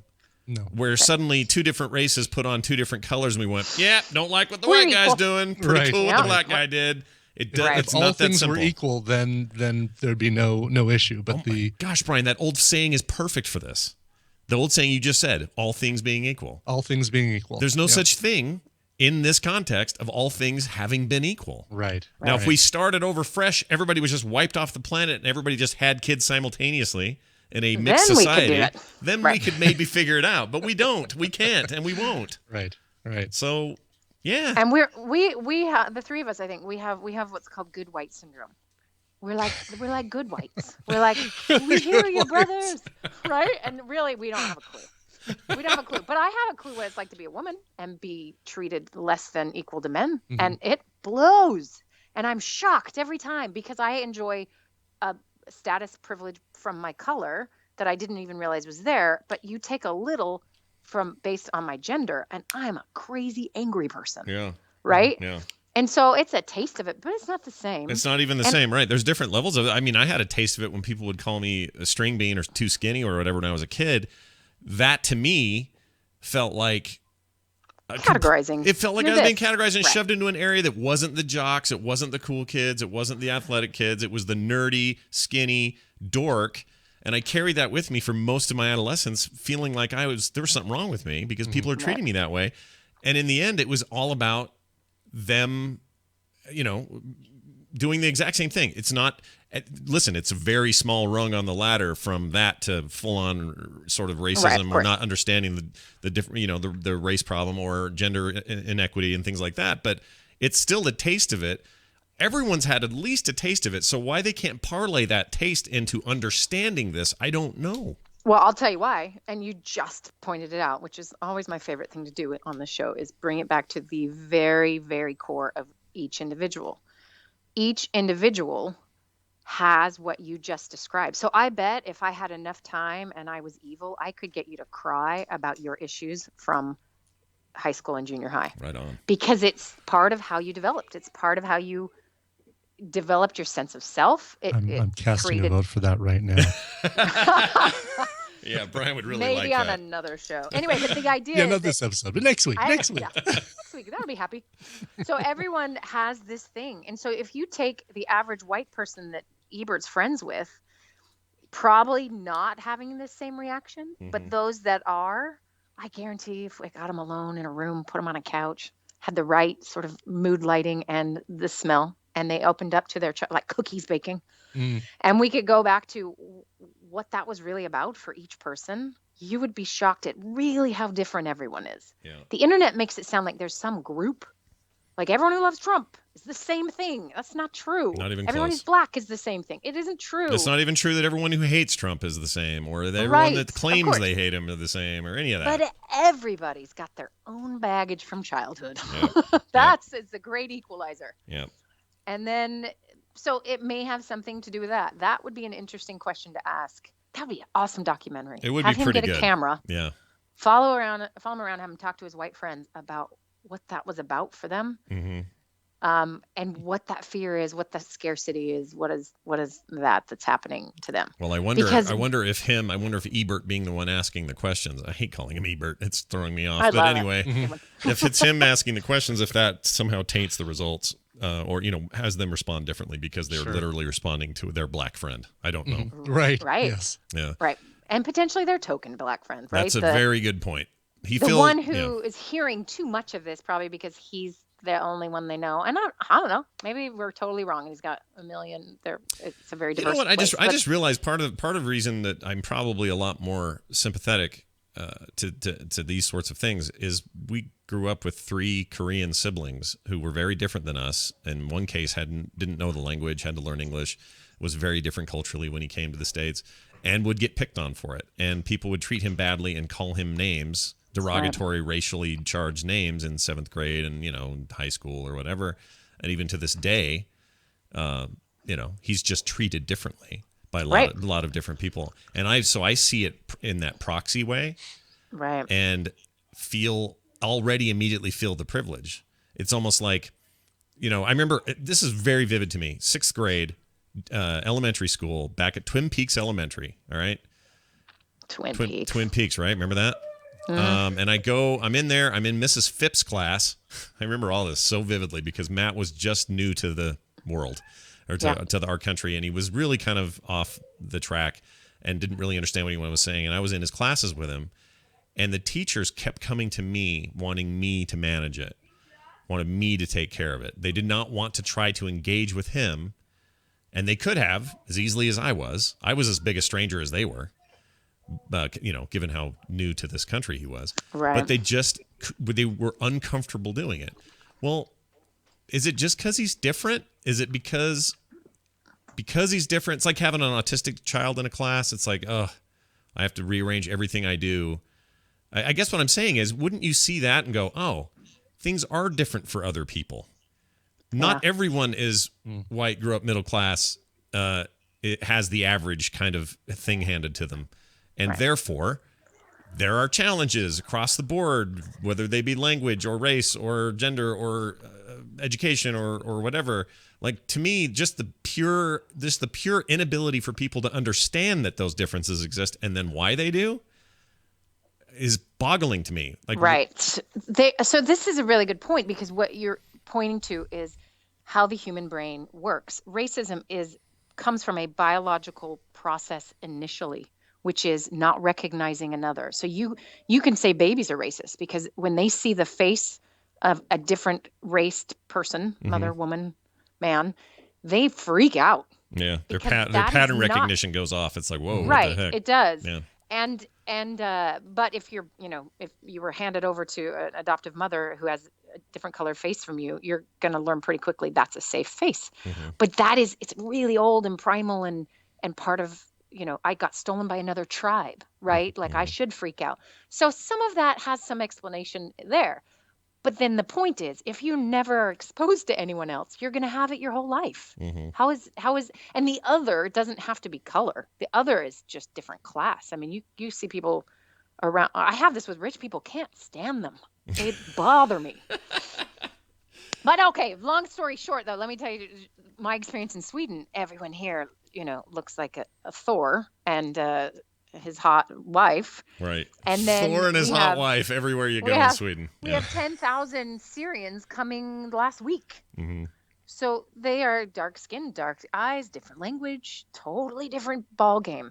And what I'm finding with my friends who are African and Syrian, when we are out in public, people are looking at me like, what are you doing? Cavorting with the whatever. Like, and it isn't a racist based thing. It's an other thing.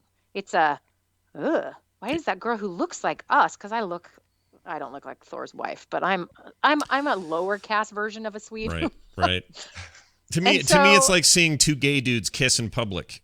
I don't have anything against them, their lifestyle, their choice, their anything. I have nothing. I am a well-known in these circles supporter of people being able to live their lives the way they want to. Right.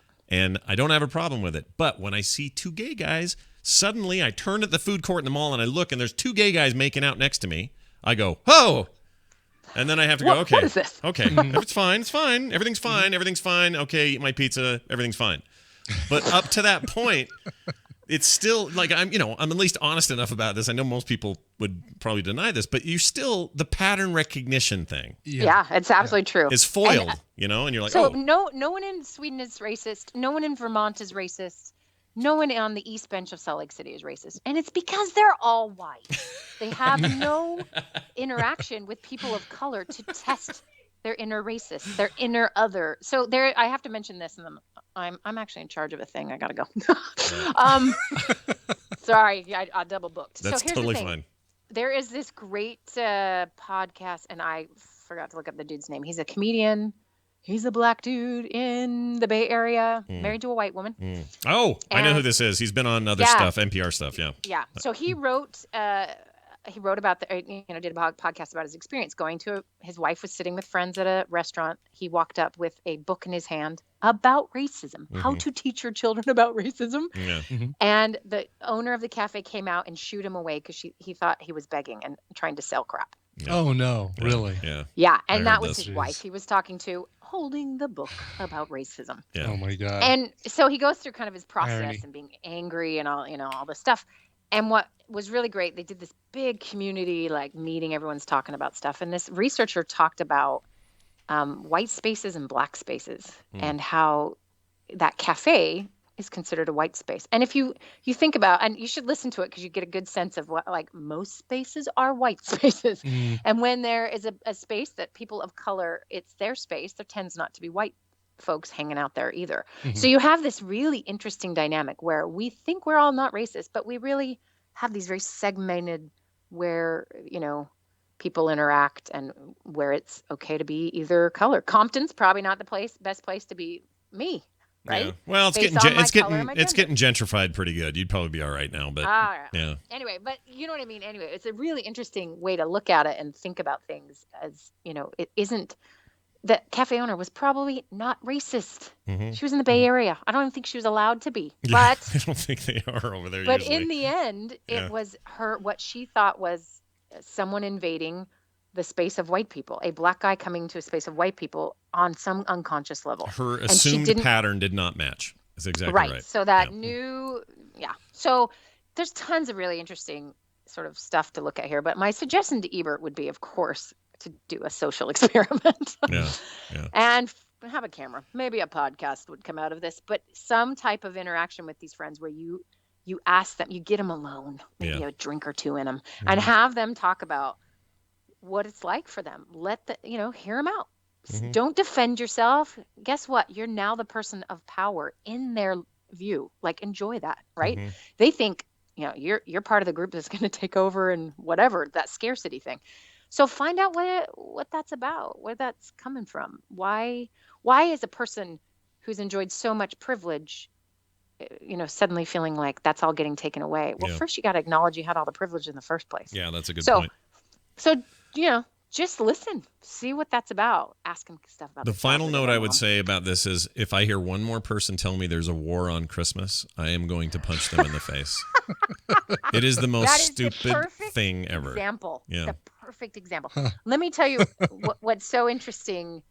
Oh, I got to stop talking about Sweden, but I'm here. It's fine. It's your reference point. You have to. It's fine. The majority of Swedes are atheists. It's very common. Yeah. And so when you're a Christian here, you're like, I'm a weirdo. Yeah. And they feel it and they act like a little, whereas I think, in the United States, it's kind of the opposite. Like, oh, you're an atheist. Do you eat babies? So sacrificed a goat lately.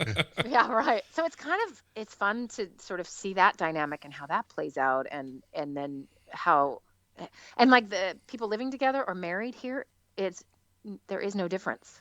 People it's called Sambo. So I live with my partner instead of I'm married. Oh, yeah. It's like, okay. Zero response because they don't care. And it's just interesting how cultures can sort of decide who has power, who's a minority, who's not, what works, what doesn't. And so, I think America is just a complex, ginormous. Of course it is. There's places in this country that if you were a good practicing Christian, if you and I tried to go to church somewhere in certain parts of certain places in certain cities, we would be treated like weirdos. There are other parts of the country, maybe in the Midwest or, I don't want to generalize, or maybe in the Bible Belt where If you are not doing that, then you're some sort of weirdo. And it's always like all these things we're talking about. It's super complex, and there's no such thing as like some blanket thing about one region or country. But yeah, it is interesting. I would love it. I would love it if somebody who's listening, who gets their little barnacles in a wad, whatever that phrase is. That's not it. That's not it at No, all. but I like that one. But, Okay, they're barnacles in a wad. I just want people because they're like, ugh. I want people to hear what Wendy just said, and I want you to understand we come from the same genetic disposition. Yeah, right, exactly. If there was ever any doubt that you two are that we're actually related, that proved it right there. Yeah, and if you'd ever heard our dad talk, he would make up crap that we thought were real words. I still say I'm saying it wrong. Nuclear. That's not even the right way. It's because my dad did it wrong. I had to train myself out of it. I can say nuclear now. Here's how I do it. I in my head I say two words: nuke clear. So I say the word clear after nuke, and I can get it every time. Nuclear. Okay. Anyway, I want everyone who has their barnacles in a wad to test this. Like, you think you aren't this guy. You think, but if your barnacles have, like, whatever that is, where your spidey sense has gone off, like your hackles are up, I think is what your hackles. Yes, hackles. And Yes. you're like, barnacles are in a wad. they're full of crap or blah, blah, blah. I want you to just try something. Go find a person that you're uncomfortable being around because of color, because of homoeroticism, whatever. I can't remember. Maybe. Homophobia. That's not the right phrase. I am going downhill. Anyway, it's all right. Find a person and have a conversation. Don't do it online. Do not do it electronically. That's not called a conversation. That is a let's fight and defend ourselves. But just in person go watch a documentary about a group of people that freak you out. Something. Expose your brain. Speaking of which, I have been able to, and I know you got to go, but I want to make this one point to that point, and that is this. I have this tendency where if I'm having a real strong disagreement with somebody online and the interaction has been purely electronic, I will offer to that person to take it offline and have a one-on-one Skype conversation. Yeah. 9 times out of 10, they don't want to disappear. They don't even answer. It's as if they didn't exist, and they often just wanted to go. Yeah, they just want to barf it up and not be responsible for it. And I want to be responsible that's about for their it. childhoods, I promise you. Yeah. Oh, I Let agree. me tell you one last dumb story, and then I gotta go. All right. Okay, so mom sent some horrible dumb thing on Facebook. Mom is confused about. She also needs to make spaces between paragraphs and also not have 20 periods and between words. not send me emails all in caps. I'm like, who died? Oh my gosh. Yeah. Anyway, so she posted some lame thing about, we don't need gun control. No, we don't need gun control. We just need parental control. And it has a dad spanking a kid. Yeah. Right? Yeah. So I just respond, and I'm like, oh, I love it when the generation that slapped their kids around had the kids now that are sucky, that are now the parents. So I wrote something stupid, which you know me, I do nothing on social media. I just got tricked. Right. So I wrote that, and within minutes, of course, some weirdo in Provo that's friends with mom or knows her or something, wrote back like, I respectfully disagree. I think children need to be slapped, whatever. Yeah. And for me, it was about gun control, whatever I wrote. Yeah. And I was like, okay, well, who is this? Yeah. So I go on her page, and I am not kidding. The thing she posted yesterday was a poster to prevent child abuse. Mm-hmm.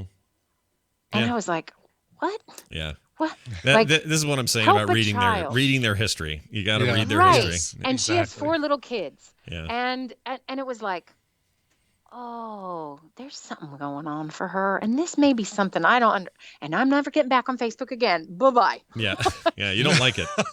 You don't like it because you realize, like, oh, I'm just having a human reaction to this, to bait. Right? That's normal. Bait. It's bait. It's exactly what it is. It's so bait. You just back up, see him as a person, see the complexity of that human being who could do those 2 things within a couple hours of each other. Mm-hmm. And you're like, oh, you need some therapy. I'm going to go. Yeah. Right. One of my favorite scenes in Mad Max Fury Road, I'll just make this final reference to the movie, is where there is a lady up in a tower that's screaming as if she needs help. And when Mad Max pulls up in this big war rig, he stops, he points at her, and he says, "That's bait." And he knew right away what he was looking at. So may we come away from this conversation recognizing internet clickbait or troll bait as for what it is. All But the if things you we see could learn someone- from Mad Max. Right. If you see someone asking for help, it's not Mad Max. Please stop and help them, or you might have persecution complex or paranoid. Yeah, there you go. So there's 2 lessons really, and one contradicts the other one, but I like them Yeah. both. And Ebert, please let us know what happens. I want to hear this conversation with somebody. I give 'Cause Ebert a thumbs up for his call or for his question. Absolutely. Oh, nicely played, sir. Yeah. I think he has some investigation to do before he tries to say his part, because they're not going to hear him unless, he's heard them first. And it's a good role reversal. I like this. This I is like good. it as well. It is good. Wendy, go to your other thing. Thanks for hanging out with us. Wendy Dunford on Instagram. Everybody, it is the only social media you're going to get out of her. Yeah, you will not find me on That's- Facebook. Goodbye. Yeah, goodbye, everybody. Have a good one. See you later. All right. See you, Wendy. Good stuff. Nice. Great Love one it. today. Here's what's going to happen, though. We're going to get emails on this one. I guarantee it. Of course. This is absolutely one of those cases where people are going to hear what they want to hear out of that conversation. And if you are feeling if you feel like Christmas is there's truly a war on Christmas, which really is the most crack smoking idea I've ever heard in my freaking life. Yes. Let's put the Christ back in Christmas. That's all you're going to hear. Well, see, and that bit, you know what that is? That's on you, people. Society may have turned Christmas into a big commercial blast of over marketing and toys and crap. You chose to support that, or you chose to follow it. And you still get to choose. It's still on you what kind of Christmas you have, dude. Have the one you want to have. We do. You can still have an angel, a religious angel on top of the tree. You can still, and let me tell you, celebrate all those. and let me tell you about Wendy, what she does for Christmas. When she was here, not living in Sweden, she still does it over there, but Christmas for her was, all right, the entire extended family, get ready, because this whole weekend we're going to go volunteer at the homeless shelter. We're going to do this and this and this. If there was somebody who was being more Christian about Christmas, I don't know who it is. Yeah, no kidding. And I say this with her off air because she'd be embarrassed I'm even telling it, but it's true. That's Wendy's. That's in her heart. That's in her soul. That's what she does. And so when people tell me there's some kind of war on Christmas, or we need to if you want to put more Jesus back in your Christmas, go home and do it. Mm-hmm. No one's stopping you, dude. Yeah. When you go to Costco and you see a bunch of stuff hanging around that's already Christmas stuff, just roll your eyes and go, that's early, and just walk away from it, man. Exactly. Doesn't mean you have to go buy it. Doesn't mean you have to, Right. Yes. You're right. War on Christmas. That's so stupid to me. It just makes me angry to even have it in my head. All right, we're moving on to some emails, and then we're going to get out of here. Okay. We got this one here from John G, who wrote in. That's his rapper name. He says, hey, Alpha 2 Delta Pixel Face. He says that's my favorite thing to ever come out of TMS, by the way. And I can't even remember the reference. I don't remember saying I remember it though. Alpha 2 Delta Pixel Face. Yeah. Must have been something stupid that one of us was saying. Yes. I don't even know if it was me. Anyway, it says I wanted to thank you for your coverage of the first Democratic national debate today. I'm a huge political junkie, and after listening to hours of very serious coverage of the event, listening to you two guys who know absolutely nothing about what they're talking about was fun comic relief. Do, re, mi, fa, sol, la, ti, do, though, John G.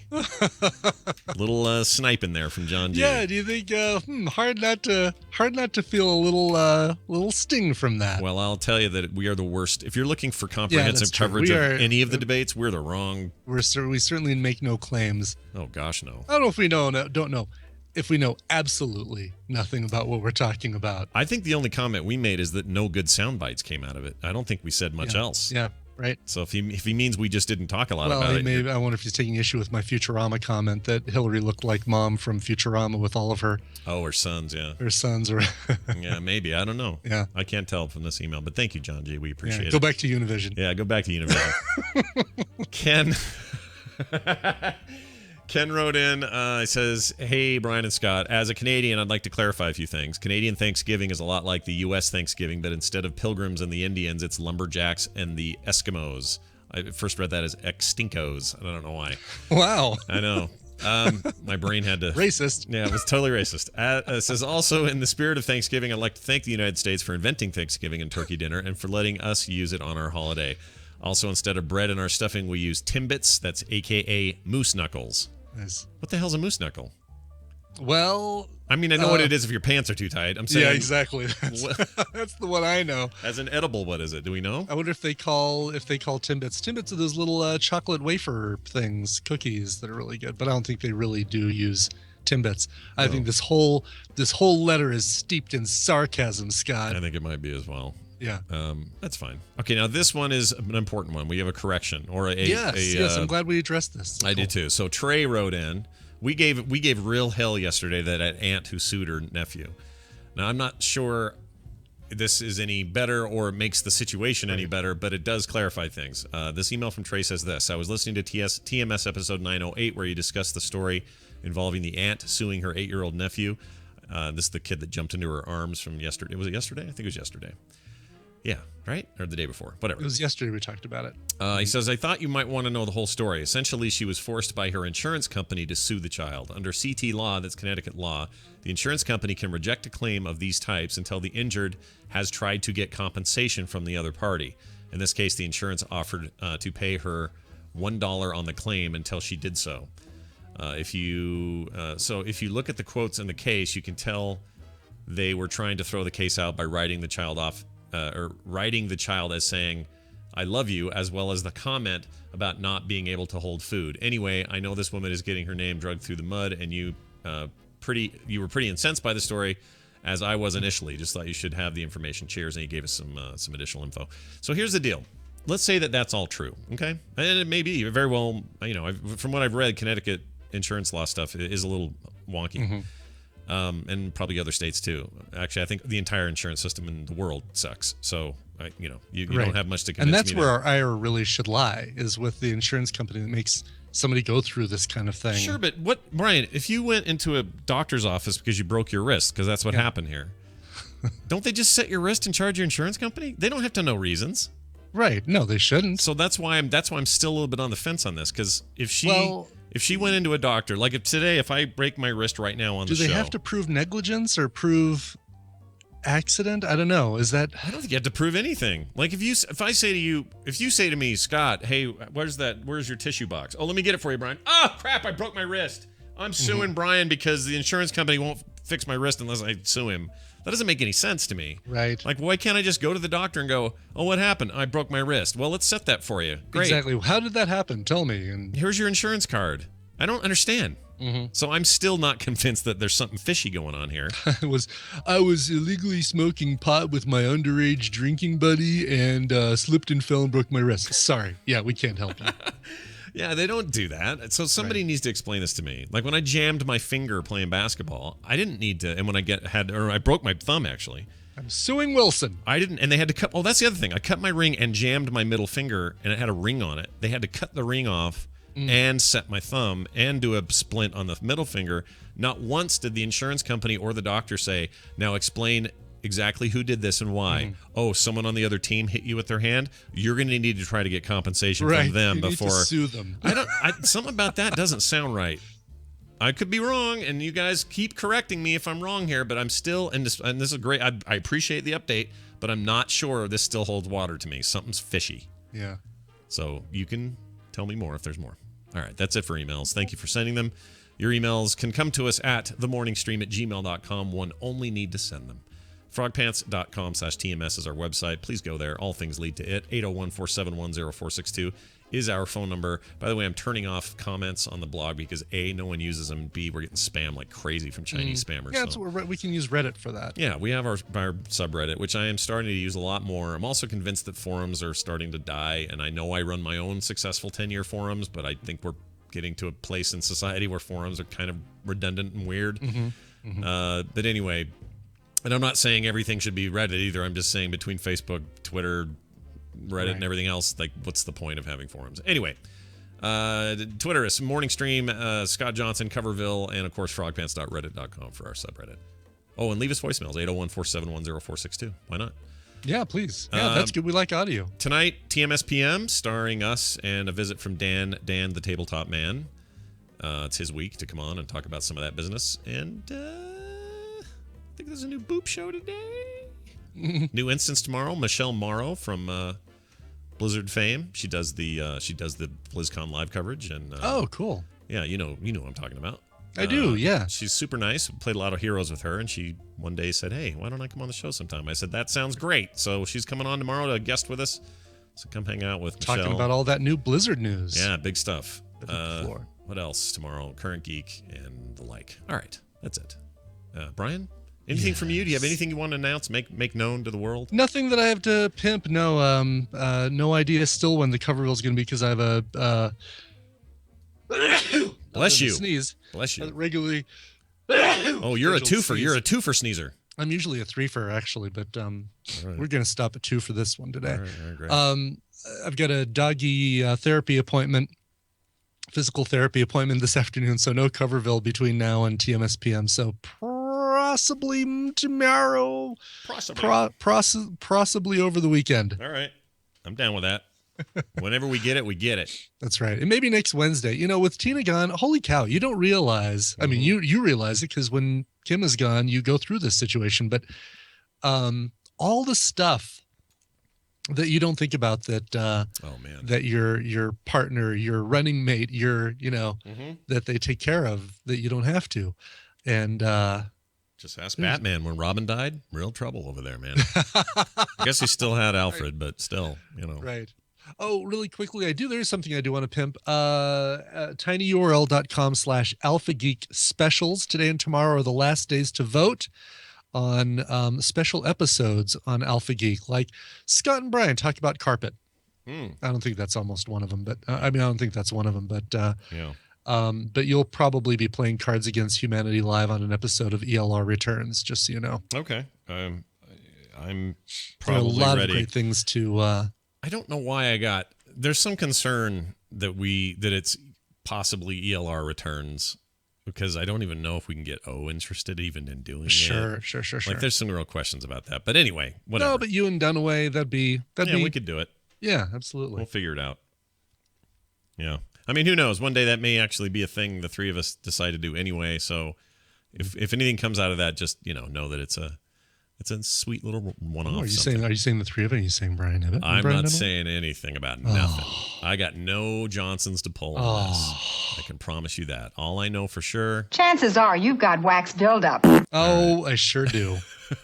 Right there. Let me scrape it off. All right, let's play some music. What do you got? All right, I got a song, another H song for people. It's all H's today. Yeah. H. Yeah. Ha ha ha is how I say it. Right, exactly. But this is something happy, which also begins with an H.